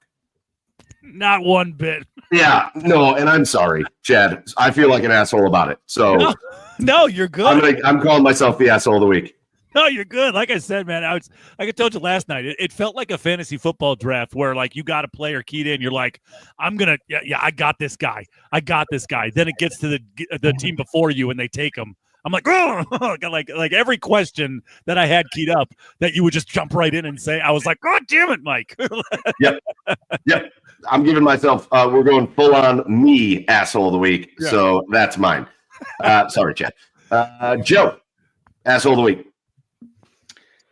Time, man. Time. Okay. All right. Easy. I had a great weekend this weekend, but I had a little going away party Saturday night. I was shooting 18 before.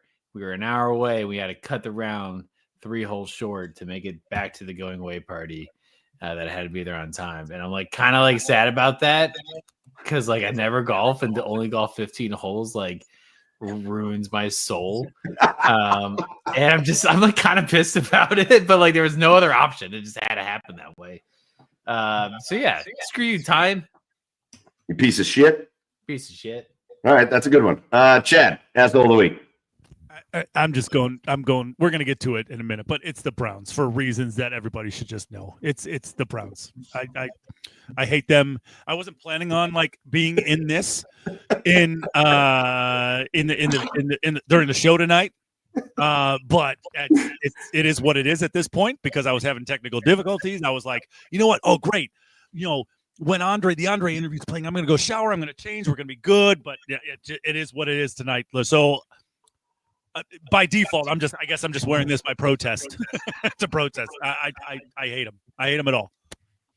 Yeah. Well, we are going to talk about the Browns in a little bit, but I don't want to start there after asshole of the week because we'll do the sandwich of love. We've got some fun things to talk about, and then we've got the Browns somewhere in the middle. But boys, one of the most magical weekends in all of the sports year has come and gone. And I don't know about you, but that Thursday noon game tips off for March Madness, and I am locked in. And I just want to consume all of it the whole way through. And to be honest with you, I think this was one of the worst first weekends of March Madness of all time. These games were boring as hell. All of them were boring as hell. Pretty much all 3 good games the whole weekend. Otherwise, it was pretty much every team that was supposed to win ahead and won the whole way. for the first time in years, the top 4 seeds were 16-0 in the first round. And so here's what I wanted to do. We did, first of all, boys, like, I know, Joe, you kind of had a busy weekend because you're still packing, you're getting ready to move, you had your going away party. But were you guys able to sit down and have a little bit of enjoyment for weekend number 1 of March Madness? No. All right, good. Sorry. I know that's shitty for a sports talk show. You're talking to me or Joe? You're just talking to Joe? Both of you. I All can of you. tell you about this absolute laser beam of a drive, walk-off home run I did on 15, though, to wrap up the round. But Nope, nobody cares about that. At least you got that going. oh, it's beautiful. Dad, how many games did you watch? Or were you doing, or be honest, Joe, did you get to 15 and you just went hero run and then you went to like go get the beers? Or let's be honest. That is such a good throwback that nobody's going to understand. I forgot about the hero run. I still stand by that. No, it was a good consolation for like the 16 other drives that I put into the trees. Yeah, that's the one that keeps you coming back. Yeah. Well, you know, Mike, I didn't get to like see full games, but I caught like a bunch of segments of games, and I could just sit there and watch it all day. You know, I didn't. What was the game I probably watched the most? I think I probably watched the late games because that's like more up my alley. And Friday I was pretty busy as well. But it's none of them really excited me. But I just but I could sit there and watch them all day because it's the madness. It's the tournament, right? I mean, I go back to By the way, I'm having a sentimental week, and you'll find out like during my cheers of the week. I'm having a sentimental week, and like, you know, I filled out a bracket with my kids, right? It was something I did, you know, with my mom and dad back in the day. They always like cut the bracket out of the plain dealer for me, and we would sit there and fill it out and just watch the games. I mean, my dad would call me off school so I could just stay home and watch the madness, man. I don't know. I just caught bits and pieces, but to answer your question, I caught bits and pieces of a bunch of games, and I was the happiest man in the world. So I want to go back real quick. I want to go through because what we did last week, we did our official Garage Beers bracket, and I want to talk some winners and losers. I want to see how we came across in our official Garage Beers bracket. So as we have things sitting right now, we've got 1, 2, 3, 4. We've got 11 of the Sweet 16 teams that we successfully called. The best one, maybe BYU. I don't remember how we got to BYU. I feel like Joey picked all the Mormons last week. The Mormons. Yeah. Yep.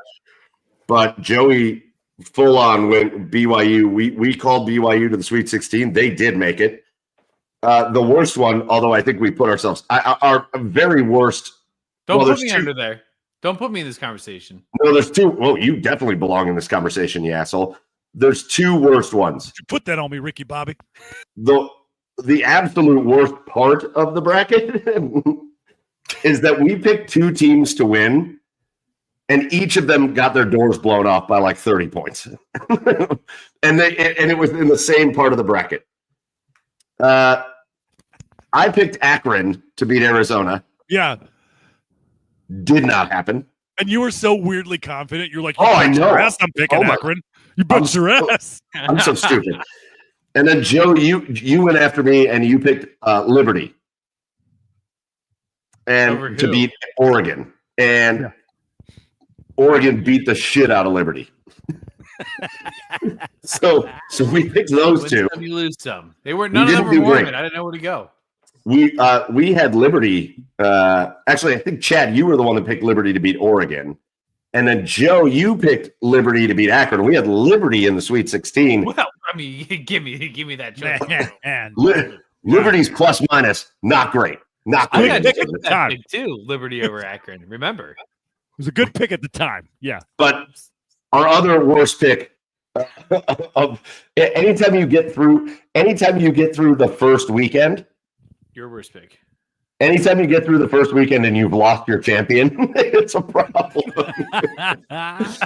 So Our Garage Beers champion is out as it really was one of the games of the tournament and more fun than I thought, than I realized it was going to be. But two legendary coaches, John Calipari and this Arkansas Razorback team against Rick Pitino and St. John's. And man, I thought St. John's was going to stifle that team, and Arkansas played a hell of a basketball game. And Calipari and the Razorbacks moved to the Sweet 16. And we had St. John's winning it all. Apparently they can't shoot for shit. So, apparently not. Yeah, apparently not. How about those reports that Calipari wanted to coach Ohio State? That's insane. That would have been awesome. So could we not have done? Could we not have done that? I know, right? Sorry, by the don't way, make me mad. Don't piss Purdue me and off. Have you guys heard about this High Point University? Yeah. Have you looked into their campus at all? Yeah, they have like swimming pools and yeah, they have like 15 pools around campus. You could just like lay out and like chill out.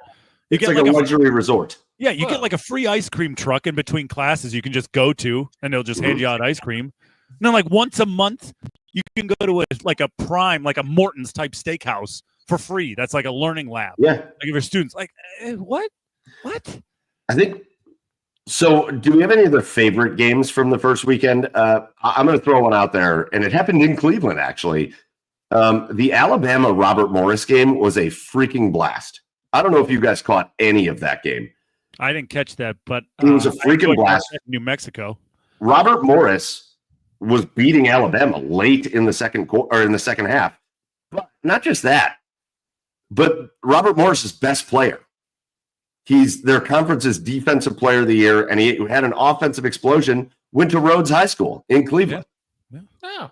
And he grew up in the toughest neighborhood in the projects. He went to Rhodes High School. He made his way out to Robert Morris, and he put on an absolute show in Cleveland. That game was awesome. Immediately, that kid became like my favorite basketball player. Just immediately. That was awesome. Nice. Yeah, I didn't get to see any of that, but I did enjoy Marquette, New Mexico. That was great. Yeah, I thought that was a really great game. And what was the other one I enjoyed? I thought it was great. Yeah, I think that was the one that stuck out in my mind the most in that game. And then Arkansas. Oh, you know what? Colorado State. I loved Colorado State's little mini run that they went on as well. I knew I had a feeling we should have picked them because everybody was talking about, just like how everybody was talking about Drake was going to beat Missouri. I had a feeling we should have picked them, but yeah, Colorado State was a fun team to watch as well. And I definitely led the way in wrong picks, which I do every year in these brackets. Yeah. It was you talk about my confidence with the Akron pick. Yeah, I went back and watched it. Drake versus Missouri. I was like, everybody's picking Drake to win this game. Not on this podcast. Missouri's going to win. Don't think so. So I want to give us a reset. Okay. We're at the Sweet 16. Our initial Final Four was Auburn, okay, St. John, okay, Duke, and Tennessee. Still alive. No, we're not, because St. John was our champion. Well, if we're resetting, I'm going to pick Florida. So, real quick, let's run back through and let's go through the Sweet 16 and see what we think is going to happen, okay? Okay. So, matchup number 1, Auburn versus Michigan. Auburn. Yeah. Agreed. Yeah. Any dissension, Joe? You don't know. It's fine. We all don't know. All three of us don't know. Maybe the most impressive team of the tournament so far, Ole Miss. Yeah. Versus Michigan State. Chummy tournament is gonna beat Ole Miss. Ole Miss, this is where your story ends. Sorry, Joe, Rebels. I don't think Michigan State's looked all that great. So, Joe, I'm going to give you a tiebreaker vote here because I am going to call Mississippi beating Michigan State. I hate the SEC. So, Michigan State, dude. It's good. You should always pick what I don't pick, and you'll probably be right. I think we got to change this train somehow. So we had this in our initial poll, in our initial bracket that we did. We had Auburn versus Michigan State in the Elite Eight. Do we still feel comfortable that Auburn wins that game? Yes. Chad. Hell yeah. Chad, snap in, buddy. Sorry. Ovi just scored 889. So he's one goal closer. Let's go. Okay. What was it now? What did you say? I don't pay. In our initial bracket, we had Auburn and Michigan State in the Elite Eight, and we had Auburn beating Michigan State. Are we still feeling good about that? That's what I feel. Yeah, that's what I feel. Okay. Yeah. So now we got Florida against Maryland, and Joey, you actually astute observation last week. It almost came true again. Maryland against Colorado State. Maryland really kind of controlled that game, but Colorado State made a big comeback at the end. And you called it. Maryland lost like 5 of their games to end their season on buzzer beaters. It almost happened to them in the tournament, but they hang on and get the win. Maryland's looked really good in this tournament as well. But Maryland versus Florida, Florida who just knocked Connecticut out, which, by the way, what's his face could have also been my asshole of the week. Yeah. Dan Hurley. Yeah, Danny Hurley. He always bit. Nobody complains more about shit that doesn't. Anyways, UConn's not going to three-peat. Florida knocked him out. So it is Florida against Maryland in the Sweet 16. How are we feeling about this? Florida. That's a team that can beat you in so many ways. It was starting to look like UConn was just going to go on that run again, wasn't it? Yeah, sure. They had the lead late against Florida, and Florida just had this wild run at the end of that game to come back and get that win. And I know Danny Hurley's blaming the refs. The game wasn't as close as the final score made it out to be. UConn went on like a 7-0 run in like garbage time to make it closer than it was. And they hit a 3-pointer as time expired to make it a 2-point game. Oh, yeah. But yeah, Florida. The thing is, Florida, like if they're not making shots, they have like 3 7-footers that could just beat you up on the inside. Like, yes. It's a team that can beat you any style, any way. So yeah, at Florida. So we had Florida in the Elite Eight. We had them facing St. John. That's not going to happen. Nice. But Texas Tech and Arkansas. What a matchup that is. 10-seeded Arkansas, 3-seeded Texas Tech. Ride the hot hand, baby. Arkansas. Let's go. Texas Tech. I mean, John Calipari knows how to win games in the tournament. And man, did that team look good against St. John's? But he hasn't the last few years, though. He doesn't know how to win games. When's the last title? Yeah. I am rolling with Joe here. I don't think Arkansas. I think we all should have seen. I wanted St. John's to be that team this year. I got emotional with my picks.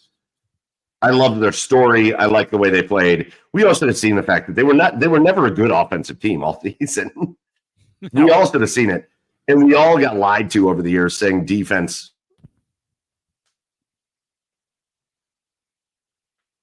Oh, defense does what? Okay. Yeah. Defense. That's where he ends. That was his point, I guess. Yeah. It performs about as well as Michael's internet right now. Yeah. So much for that internet at the Cincinnati hotel, huh? Is that what you went to one of the oldest bars in Cincinnati? I guess that's the oldest Wi-Fi in Cincinnati. Is that what we're looking at? Got a phone cord coming out of the wall. Oh man, his stupid frozen face is looking awesome right. You should screenshot this, Joey. No, there you go. Oh, can you go back to how you were? I love hotel internet, man. I love hotel internet. It's so great. So fucking stupid. All right, I don't know. So we picked Texas Tech. Was the final choice. So we picked Texas Tech. So it'll be in the Elite Eight. It would be Texas Tech versus Florida. Mm-hmm. How are we feeling about that? Florida wins that one. So now we got Auburn and Florida, 2 number 1 seeds. It does feel like this is the year that this is going to happen. Go to the other side of the bracket real quick. Unfortunately for us, it's not going to be Duke versus Liberty as we predicted. Instead, it's Duke. It's Duke and Arizona. Does Arizona pose any threat to Duke? Nope. Nobody does. Nope. All right. Nope. So we got that. And then one game we did correctly predict, BYU versus Bama. Ooh, man. Oh man, Bama just looks so bad against Robert Morris. I love BYU's big men, man. I forget. I don't know how to say that kid's last name. Number 45 for BYU. I just love his inside game. Smith. Yeah, if they I have no idea how to say that name. Turiel. Bama struggled with Robert Morris. Bama looked great against St. Mary's, though. St. Mary's, they had no shot in that game. Well, the thing is, with Bama, if you can force stops, if you can force them to miss shots out on the perimeter, I think you have a great shot against Bama. And they have a tough. BYU has a tough interior defense. I think BYU can pull it off, but I think in the end, Bama wins. You pick Bama. They're so inconsistent. So I feel like this goes up in the air. I'm going to go BYU though. You know what? I don't know who's going to win this game, but in the interest of the fact that we picked BYU to beat Bama in this game on the original bracket, I'm going to keep it that way. And we're going Duke versus BYU in the Elite Eight. We picked Duke to go to the Final Four. Do we still feel like Duke wins that game against BYU? Yes. This is looking more like my real bracket. All right, so then this will be an interesting one. So we're going to have Houston, who, by the way, they've looked pretty good in this tournament. They've been stifling in this tournament. And they played a pretty tough – Gonzaga looked great against them. And yet Houston just had enough to beat them. So Houston against Purdue, who ended the McNeese run. Do we feel like we originally had Houston going to the Elite Eight? Do we still feel like Houston's going to the Elite Eight? Houston's going to kick the shit out of them. And then the team that we all raved about last week was Illinois. They played one good game to start, and then they got their doors blown off by Kentucky. Kentucky kicked the shit out of Illinois. Yeah. And they're going up against Rocky Top. And I'm going to give Joe the first response on this because Joe had the Rocky Top run coming. Is the Rocky Top run going to continue against Kentucky? I really like Tennessee. I think they're in the championship. Well, hold on, man. Take your time. Sorry. Take your damn time. All right. Joe's got Tennessee. Chad, Tennessee or Kentucky? Kentucky has no interest in playing defense, so Tennessee is going to run away with this thing. I think they win by 10. So in our initial bracket, we did have Tennessee beating Houston. Do we still have Tennessee beating Houston? Nope. Yep. Give me your reasoning. Let's go Wolves. I think that was my reasoning last week, so I'm gonna stick to it. Stick to my guns. The Cougars are just too good. They're just too good.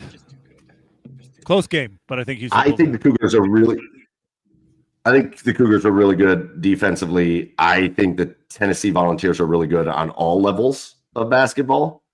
And I think Tennessee beats Houston. So I'm going to stick with our original pick and put Tennessee in the Final Four, which would mean in our picks now, the only team that isn't a number 1 seed would be Tennessee as a 2 seed in the Final Four. But now here's where it's different.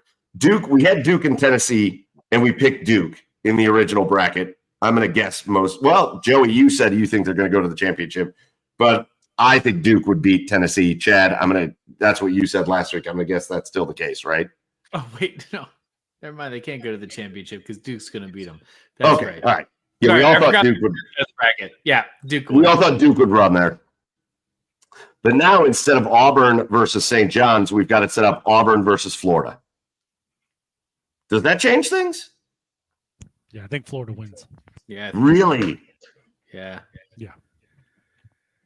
All right. If you guys can pick Florida and I'll roll with it, I'm going to use what I think would be common sense. Auburn's been the best team in the SEC pretty much all season. And I think Auburn will take Florida out. And I think it'll be Auburn and Duke. who have been the top 2 teams in basketball all season long. Whoa. What are we talking about here? Override our pick of Florida? Yeah. No, I'm just saying that's my opinion. Now, Garage Beers officially will pick Florida. Yeah. Okay. But my opinion is I think Auburn and Duke will be the last 2 teams standing. Yeah, Auburn lost like 5 of 6 going into this tournament, and they struggled in the first round against Alabama State before they pulled away anyway. I think Florida's going to win. Florida is riding the hot hand right now, and I think it's Florida. All right. So does anything change? We had well, obviously something changes. We had St. John's and Duke, and we had St. John's beating Duke. God, we're so fucking stupid. So now we've got Florida and Duke. Who wins that game? Duke. Yeah, Duke. Why not? Duke. Yeah. My Another vote is fucking unchanged from championship last for Duke. week. I agree with you guys. I think Duke is far and away the best team, and I actually think right now the way these teams are playing, that Duke Tennessee matchup might be the matchup between the 2 best teams in the tournament. Yes, correct. The way those 2 teams are playing. So, yeah. Okay, let's move on. Just quick hitters because we've got 3 other teams that I want to do quick hitters on, but. A little bit of news breaks today, and I want to talk about it when it comes to the Cleveland Browns. This is, again, it's the sandwich of love. We like to talk about March Madness. We like to talk about the Cavs and the Blue Jackets. Fuck the Browns, but we are going to talk about them anyways. The news breaks this evening, guys. It really felt like there was a lot of smoke when it came to Russell Wilson, Danger Russ, and the Cleveland Browns. Well, that smoke is gone. Russell Wilson signs with the New York Giants. And boys, now we have to have a legitimate conversation about where the Cleveland Browns are at. Because nobody likes Russell Wilson. Let's get this out. Nobody likes the guy. He's a very easy dude to root against. But if he would have played the exact same way, I've said this a million times, that he played for the Steelers, for the Browns, they'd win a bunch of games. It'd be the best quarterback play they have had in forever. He's not coming.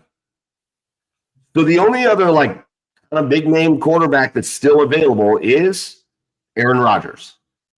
And all the smoke there is that Aaron Rodgers is going to be the quarterback of the Pittsburgh Steelers this year. I haven't one time seen Aaron Rodgers' name linked to anything in Cleveland.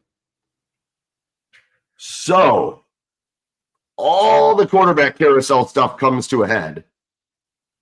And the Cleveland Browns have Kenny Pickett, Deshaun Watson, who is not playing.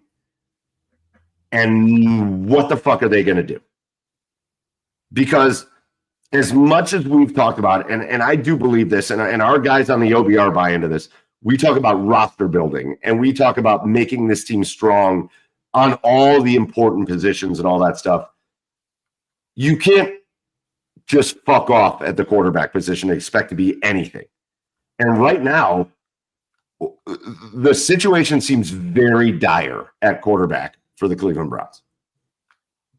Seems like they're fucking off the quarterback this year. It sure seems like it. I mean, I don't know what they're going to do if they're relying on Tennessee taking Abdul Carter so they can take Cam Ward and the rookie will start. Kenny Pickett is going to be your starter this year? I don't know. I mean, nothing's left. Are you trading for Kirk Cousins?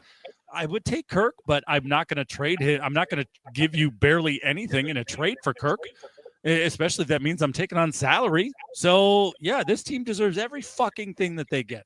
Every bad shit that the thing that is going to happen to them this year deserves it, because supposedly you had a plan. Supposedly you have some sort of plan. Myles Garrett was smiling his ass off in that Andrew Siciliano interview because apparently he was told to plan at quarterback, and he's I'm enough to be smiling in front of you. I don't know what that means. Cam Ward, Shedeur Sanders. I don't know what that means. But as of right now, you've got nothing but a piece of dog shit at quarterback right now, and there's no reason for hope going into the season, because regardless of Myles signing that extension or anything else that you got going on right now, your quarterback room is dog shit, and nothing else matters until you have a quarterback. So whatever. My opinion is definitely going to change as this quarterback room evolves, because there's still 2 quarterbacks to go. But at this moment, go fuck yourselves. Go fuck yourself, Browns. Do you think Kenny Pickett has to two-hand picking up dog shit? Oh God. Yeah. Well, I mean, You I guess know? it depends on the dump, the size of the dump. Like, I got a 90-pound dog. Like, I think it's two-handed. You know? man. Other news in Tennessee, what I'm hearing from down here is Cam Ward seems to be a lock for their pick. Well, it They does have- seem like that, but it also very much feels like they're like, somebody come trade for this. Somebody come trade up for this pick. I mean, obviously, if the right offer comes in, but like, Did you? you're So feeling- we today's heard. sentiment is we are very high on Cam Ward. Well, we heard that the asking price for the number 1 overall pick, even from like the Browns or the Giants, which would only be moving 1 or 2 spots, we heard the asking price is 3 first-round picks. No, thank you. I'm not interested in that. No. Because part of me says this. This Brown situation can go in a couple of different ways. If they think Cam Ward is the guy, if they think he is a franchise-altering quarterback, you got to find a way to make a deal with Tennessee to move up. Now, you can't give up 3 first-round picks, and if that's what Tennessee's asking for, then that's fucking stupid. But and if that's the case, and they refuse to trade it, okay.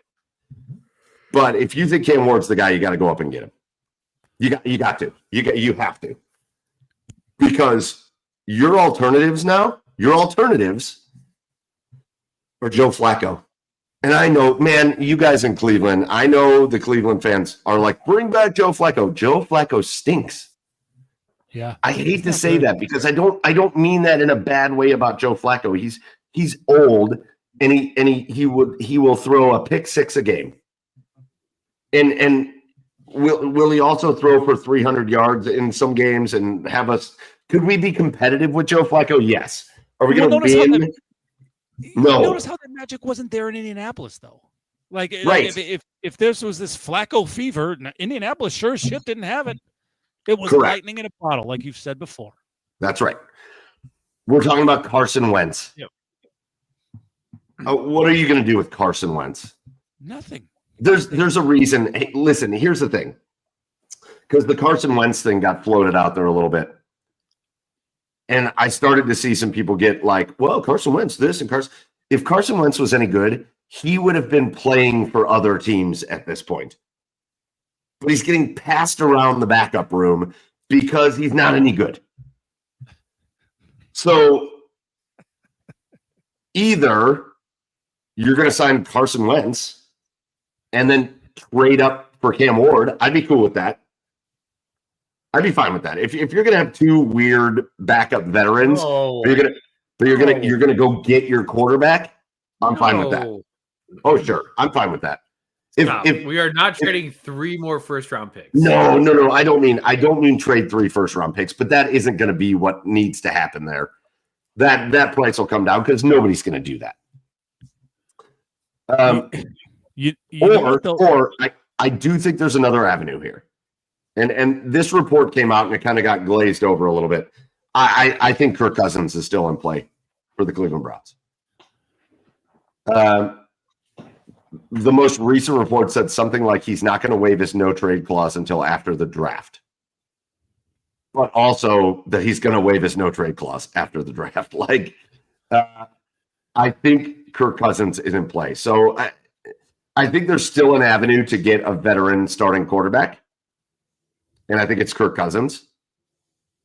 I also weirdly don't know why New Orleans is hanging on to Derek Carr if they're not planning on playing him. So if I were the Browns, I'd be making that phone call a little bit too. Like, hey, come on, don't do that. That's kind of what I was about to. Yeah. That's my initial thought. Is like, it seems like the past couple of years, and now it's been for like a wide receiver or some sort of skill position player. There's always been some trade that is like very little talked about and seems to catch us off guard, and say that Andrew Berry seems to have up our sleeve. Shit, the Deshaun Watson trade was a trade that was up his sleeve, right? This was only 3 years ago. I know. It feels like it was 175 years ago. And there's got to be some other plan. Like because remember when people are down, and people were down on it. People were down on a receiver. People were down on quarterback. All of a sudden, here's the Browns news, and this is what the Browns have traded for. So maybe there's something else up our sleeves. Maybe Brock Purdy is a part of the Brandon Ayuk conversations. I don't know. Not that I'm a huge Brock Purdy guy, but still, I think it's maybe there's something up their sleeve. I mean, there better be. They're better. Well, because you are in danger of losing a lot of Browns fans if you don't fucking win games this season. I think the reason Brandon Ayuk talks are happening, and I do want to talk about that before we get off the Browns, but I think that's because the 49ers are going to pay Brock Purdy. No, but there has to be. You can't roll into this season with a mid-round quarterback. Yeah, Carson Wentz and Kenny Pickett. That cannot be the quarterback room. Right. You can't roll into the season with Will Howard and Carson Wentz and Kenny Pickett. Right. That I don't know how you don't lose the locker room from day one if you do that. Right. It's not even about the fans. Fans love to make themselves sound more important than they fucking are. I thought some comments before about Field Yates made a comment on Twitter about he thinks the Giants are more desperate for quarterback than the Browns because he thinks the situation for the coaching staff in New York is more dire than the situation for the coaching staff for the Browns. And a ton of Browns fans went after him on Twitter, and they were like, all I kept seeing was Browns fans wanted Stefanski and Barry out of here last year. I love Browns fans. I am a Browns fan. I love my fellow Browns fans. You're not that important. You're not gonna be the reason a coach loses his job. That's not how that's gonna work. So it's not about that. It's just from a winning perspective. For me, the locker room is way more important than anything else. Are you gonna look at Myles Garrett and Nick? Are you gonna look at Nick Chubb and say, "Hey, we want you to re-sign here," and your quarterback's gonna be Carson Wentz? Nick's going to be like, "Oh, man, it's been fun in Cleveland. See ya." I'm leaving. They got to get something figured out. And again, they need to show a little desperation. You can't use the fact that they were desperate to get Deshaun Watson and it turned into a disaster to divert them from being desperate again. They should be desperate again. They should be desperate to get a quarterback again, and they should do whatever they need to do to go get that guy. And whether that's Kirk Cousins after the draft, or whether that's maybe post June 1 and it's Derek Carr, or maybe you find a combination of draft picks and or players to move up and get Cam Ward. You gotta figure it out. You gotta figure it out. I do also want to really quickly hit on the other big rumor that it won't go away is that the Browns continue to be in conversation with the San Francisco 49ers about Brandon Ayuk. And from the rumor mill, it sounds like that trade would be centered around Wyatt Teller and a draft pick going to San Francisco for Brandon Ayuk coming to Cleveland. And all I will say on this, and I want to hear your guys' perspective on it, but what I will say on this, sign me right up for that. Sign me up, lock it in, send it off. Yeah, because it's mostly going to be Wyatt Teller and probably a mid to late round pick. Yeah, sure. Yeah, I mean, I know Brandon Ayuk's probably not going to be back to be Porky fucking pig here. It's going to be back till mid-season. But yeah, I mean, you get a couple more years of him, 3 or 4 more years of him after that. Yeah, I mean, it's you just made your offense that much more electric with him back there. But granted, it doesn't mean much if you don't have a fucking quarterback. But yeah, absolutely, that's an incredible deal for the Browns. Well, listen, I love Wyatt Teller. I think he's a great Cleveland Brown, a great representation of Cleveland, but also that contract becomes a thing. And you make that deal for Tevin Jenkins. And Chad, you know about Tevin Jenkins a little bit. Tevin Jenkins is, when he's healthy, he's a mauler. If he's on the field an entire season, he's a road grader in the run game, and he's stout in the passing game. Yeah. Absolutely. So now you've got the immediate replacement for Wyatt Teller on the roster. You have a chance to go get a legit number one wide receiver. All of a sudden, it changes the philosophy all the way around, even in the draft, right? You've got a legit number one receiver, and yeah, maybe he's not healthy to start the year, but he comes back. You've got Ayuk and Judy on the outside. That's a beautiful combination. And then maybe you can go in the draft towards the mid rounds and grab one of these, like, there's like this whole handful of lightning quick, really talented slot receivers that are going to be available in the mid rounds of this draft. And we don't have to be worried about going in and drafting an outside number one wide receiver, and we can focus our capital on other places. And it's a great year to draft offensive linemen. So I think the deal makes sense on a lot of fronts. And yeah, you got to get a quarterback that can throw the ball to these guys. But Kevin Stefanski talked forever and a day last year about wanting to make his offense more explosive. When we think about the style of offense, we think too much about like the short passing game, the quick hitters, the easy plays, all that. Kevin Stefanski wants this offense to be explosive. Well, Brandon Ayuk is a great step towards explosive. Sure. And so I would love it. I love Wyatt Teller. I don't have one negative thing to say about Wyatt Teller. I am grateful for his time here. But if it costs Wyatt Teller and like a mid-round draft pick to go get Brandon Ayuk, I'm making that trade tomorrow. And then we're going to all be so happy when Kenny Pickett's dropping back and the ball falls out of his hands because he can't hold on to it. Oh, God. It's going to be amazing. It's going to be amazing. Brad Ward really wants Carson Wentz. And I just want to point out that Brad Ward is this ferociously against Carson Wentz only because he has red hair. And Brad Ward hates gingers. And I want to make sure everybody knows that. I'm totally against like anything Browns right now. Like they have to earn my fandom back. They do. I know. They should have to earn everybody's fandom back. All right, let's get off.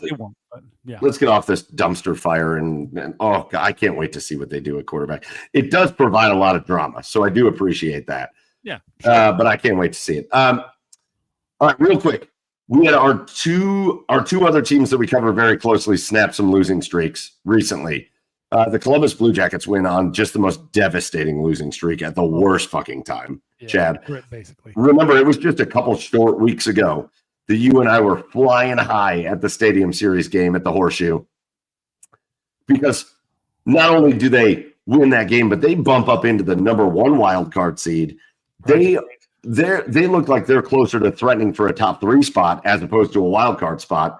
They're playing outstanding hockey, and just like that, after a really good road game after that, when they beat the Rangers on the road, right, they just dump into a 6-game losing streak. Yeah. And not just that, but they weren't even competitive in most of the games. Like it was just they couldn't score goals. It was ugly. They just couldn't figure it out. Well, that was the major thing. All of a sudden, not only do they fall out of the first wild card spot, they fall out of the second wild card spot. And then 2 teams jump them. So now there's 2 teams separating the Blue Jackets from a wild card spot. Yeah. And then they go into last night's game in Long Island against the Islanders. And they scrap and claw and find their way to 2 points in a shootout. And Chad, you said it on your recap, man, but this could be the turnaround. They're much healthier now. This could be the turnaround for this team. they are still they're only a couple points out of that wildcard spot. One of the teams that they are chasing, Ottawa, they lost tonight. Right. So that's helpful. Right. So Chad, man, I don't know. How we feeling? How we feeling that they've snapped that streak? Listen, I feel a lot better about this team now that Goodbranson and Monahan are back. Monahan was such an integral part of this team to start the season, and he's missed 28 games now. But it was like trying to pull teeth to get this team to score goals the last 6 games. The energy and effort has always been there. They just weren't able to put 3 consistent periods of hockey together to be able to score goals, but they were forcing. They were creating opportunities, a lot of opportunities in these past few games. They just weren't able to bury any, and it was just a grind and a struggle. It was painful to watch, right? Because of course, that was a nice thing about it, as opposed to years past, right? Is because it looked like the guys couldn't get anything going. They were hemmed into their own end a lot. No, these guys are forcing shot opportunities, right? In these last 2 or 3 games, they were shot attempts were way in favor of the Blue Jackets, right? It got to the point they were almost pressing, which you can't do. But then all of a sudden, because I talked about it last week, they just ran into teams that were strictly better than them too, but they played against the Florida Panthers. They played well against the Florida Panthers. They just were not able to score goals. Then they get to Long Island, and that first period, like I said in the recap, it was like, oh, here we go again. But you know what? It was like an NBA shooter that needs to break a slump. They just needed to keep shooting, and finally, Fantilli gets just an incredible snipe from the left circle, and it almost that's where it started. Right. Yeah. Finally, it felt like they got their confidence back a little bit offensively. Jenner gets that shorthanded goal. I know the Islanders took the lead after the third, but you could sense it. You could sense it that they were getting their groove back. And Werenski was trying to win the game all by himself, and then Elvis making big save after big save. This team willed its way to a tie game in overtime, and finally they broke that streak. And it could be the turning point, because again, the energy and effort was always there, but you could see the frustration. But now that the puck was starting to hit the back of the net, you could see that it was almost like, okay, we remember this. This is what we were doing the first 65 games of the season, 60 games of the season. So hopefully it's a turning point. Again, the last 12 games they got are against, most of them are against either teams who are in the playoffs or fighting for their playoff lives. So it's a tough schedule going forward. But if they have this little bit of confidence that they have had pretty much all season long up until this point, I think they're going to be able to turn it around. But it's a matter of are they going to be able to do it? I think they can, but it remains to be seen. I mean, they've got 3 left against Ottawa, 2 against Washington, who's going to be the President's Cup winner this year, and it's a tough schedule going forward. But man, oh man, if they start scoring goals again, they can get right back into the playoffs. So right now, the Blue Jackets are 2 points behind the Montreal Canadiens for the second wildcard spot. But in between those 2 teams are the New York Islanders and the New York Rangers, each with 74 points. The Jackets have 73, Canadiens at 75. So, Chad, last question before we get off of hockey here. Percentage shot. What right now, if you gave this a percentage, what percentage shot do you think the Blue Jackets have for making the postseason? 62%. Oh, that is way higher than I thought. Yeah, I think because with young guys, with so many young guys, it's all about confidence. It is. It's all about confidence and feeling like they can score, right, and not getting down on themselves. They're not going to let that. They're not going to get down on themselves totally.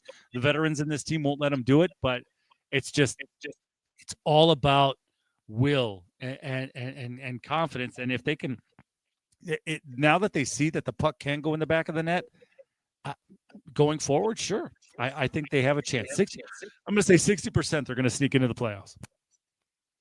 All right, cool. The other team that broke their losing streak was the Cleveland Cavaliers, a 4-game losing streak for the first time this year. This West Coast trip has been rough. I don't have a lot of we don't have to talk about this a lot. We're already 2 hours into this show, so we'll talk about this quickly. But one thing that I will say, I have really enjoyed through this losing streak watching the leadership of Donovan Mitchell, the way he verbalizes things publicly and the way he has led this team through this losing streak. I've loved listening to him say, listen, we've had a great season. We're finally facing a little bit of adversity. They haven't faced adversity all season. They've been pretty healthy. They've won all the games. 3 winning streaks of more than 10 games this season. There's not been a lot of adversity, and Donovan Mitchell has come out and said multiple times, you guys might think this sounds stupid, but we're enjoying having to find our way through a tough spot. Because when the tough spot happens in March, it's not that big of a deal. When the tough spot happens in May, it's a problem.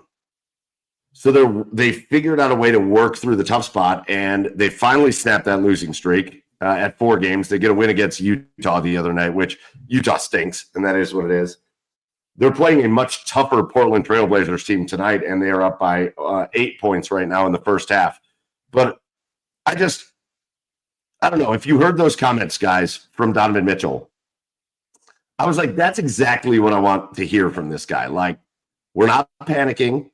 We're not going to go overly crazy about the fact that we've lost a few games in a row here.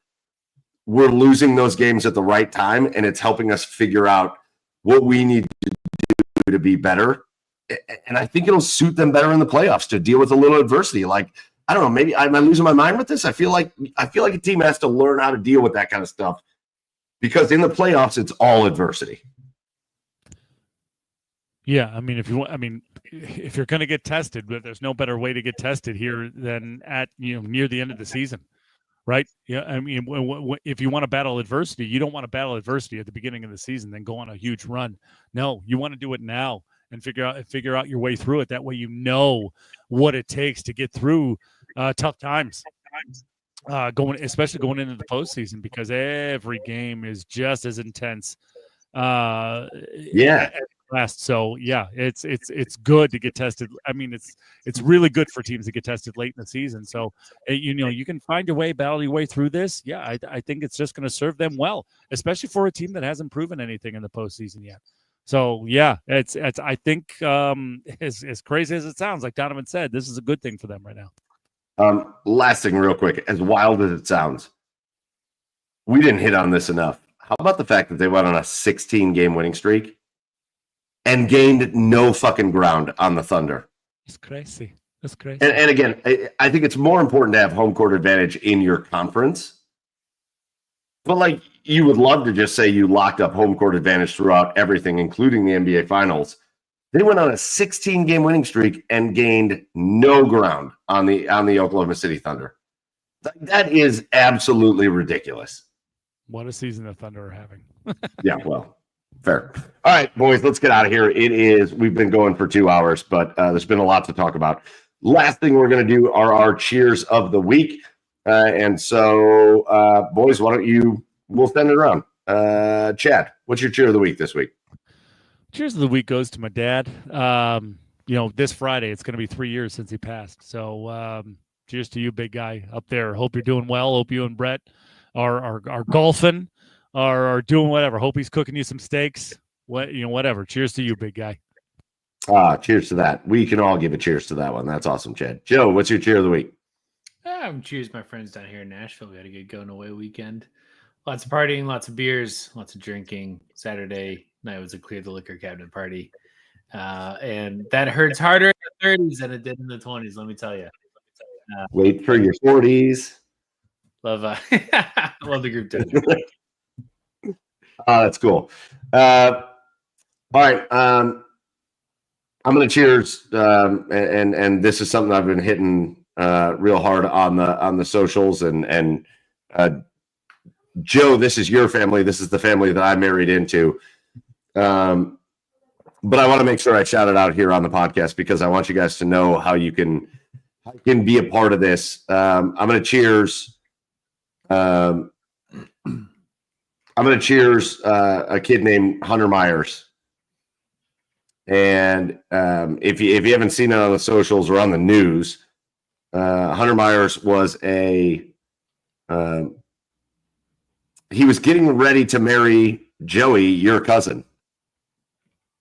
And they had a little baby, a 7-month-old baby, Hayden, and just a really good kid. It's not a kid I spent a lot of time with, but it's a kid that I've met a few times. And every time I met this kid, I was like, man, this is one of the easiest dudes to like I have ever met in my whole life. I distinctly remember saying that to my wife the first time I met this kid was, that's one of the most likable guys I've ever met in my whole life. And he was getting ready to marry your cousin, Joe. And unfortunately, just a few days ago, last week, Hunter Myers was a harness racer, a horse harness racer. And there was a crash. And in the most unbelievable circumstances, usually when there's crashes out there, maybe there's injuries, but nothing like this. Hunter just landed the wrong way, and he did not survive the crash. So I'm going to give a cheers to Hunter, but just for being a great guy, a great part of our family that we got to know a little bit. I'm going to give a cheers to Joe, your cousin Chloe, our cousin Chloe, and your Aunt Colleen, Uncle Mike, that entire family. But I want you to know we are trying to help this family. Hunter leaves behind Chloe. Hunter was 27 years old. He leaves behind Chloe, and he leaves behind a little baby boy, Hayden. And it's just one of the most devastating things that's happened. And I know it's a weird thing to cheers, but we're going to cheers the life of Hunter and what he was able to accomplish. He was a really gifted harness racer, and he was a better guy. And so here on Garage Beers, we are trying to help support Chloe, help support Hayden, and help support Hunter's family. And so we're doing a 50-50 raffle. And the link is posted on our socials, so go check for it there. I think it's our pinned post on our Twitter page. But if you want to jump into the 50-50 raffle, you can buy tickets online like any 50-50 raffle. If you win, you get 50% of the proceeds, but every last cent of the other 50% is going to go directly to Chloe and directly to Hayden to honor the life of Hunter and to try to help them get back on their feet, because it's been a really, really hard week. So just want to give a shout out to Hunter. I want to give a shout out to the 50-50. That raffle is going to be open until Monday night of next week, the 31st at 8 p.m. That's when we will close the raffle and we'll pick a winner. But any support you can give would be really greatly appreciated. Again, just go over to The Garage Beers on Twitter. It's our pin post. Follow the link, and you can jump in on the raffle. And we want to get this as much exposure as we can. So join the raffle, buy raffle tickets, and then share it with your family and friends. Again, I promise you, this will go to a really good cause. And shout out to Hunter Myers, a kid that made a really big impact on this world in a very short life, and he'll certainly be missed. Okay, that's going to do it for episode 256 of the Garage Beers podcast. Big time thank you goes out to Andre Knott for jumping in with us and previewing the Guardians. Again, the Guardians start on Thursday, so get ready for it. Big shout out to Andre. Go follow him at Dre Knott on the socials. Big shout out to the OBR for being the best place that covers the Cleveland Browns and all of Cleveland, but also hosting us every single week. Make sure you are following everything the OBR does, and make sure that you're subscribed at theobr.com. And last but not least, our biggest thank you goes out to everybody that joined us live tonight. We had a lot of you in here again tonight. Or if you missed us live, but you're catching us on Apple, Spotify, YouTube, Twitch, wherever, we appreciate you, we love you, and we thank you so much for the support. For Joey Whalen down in Nashville, Tennessee at Garage Beers Joe.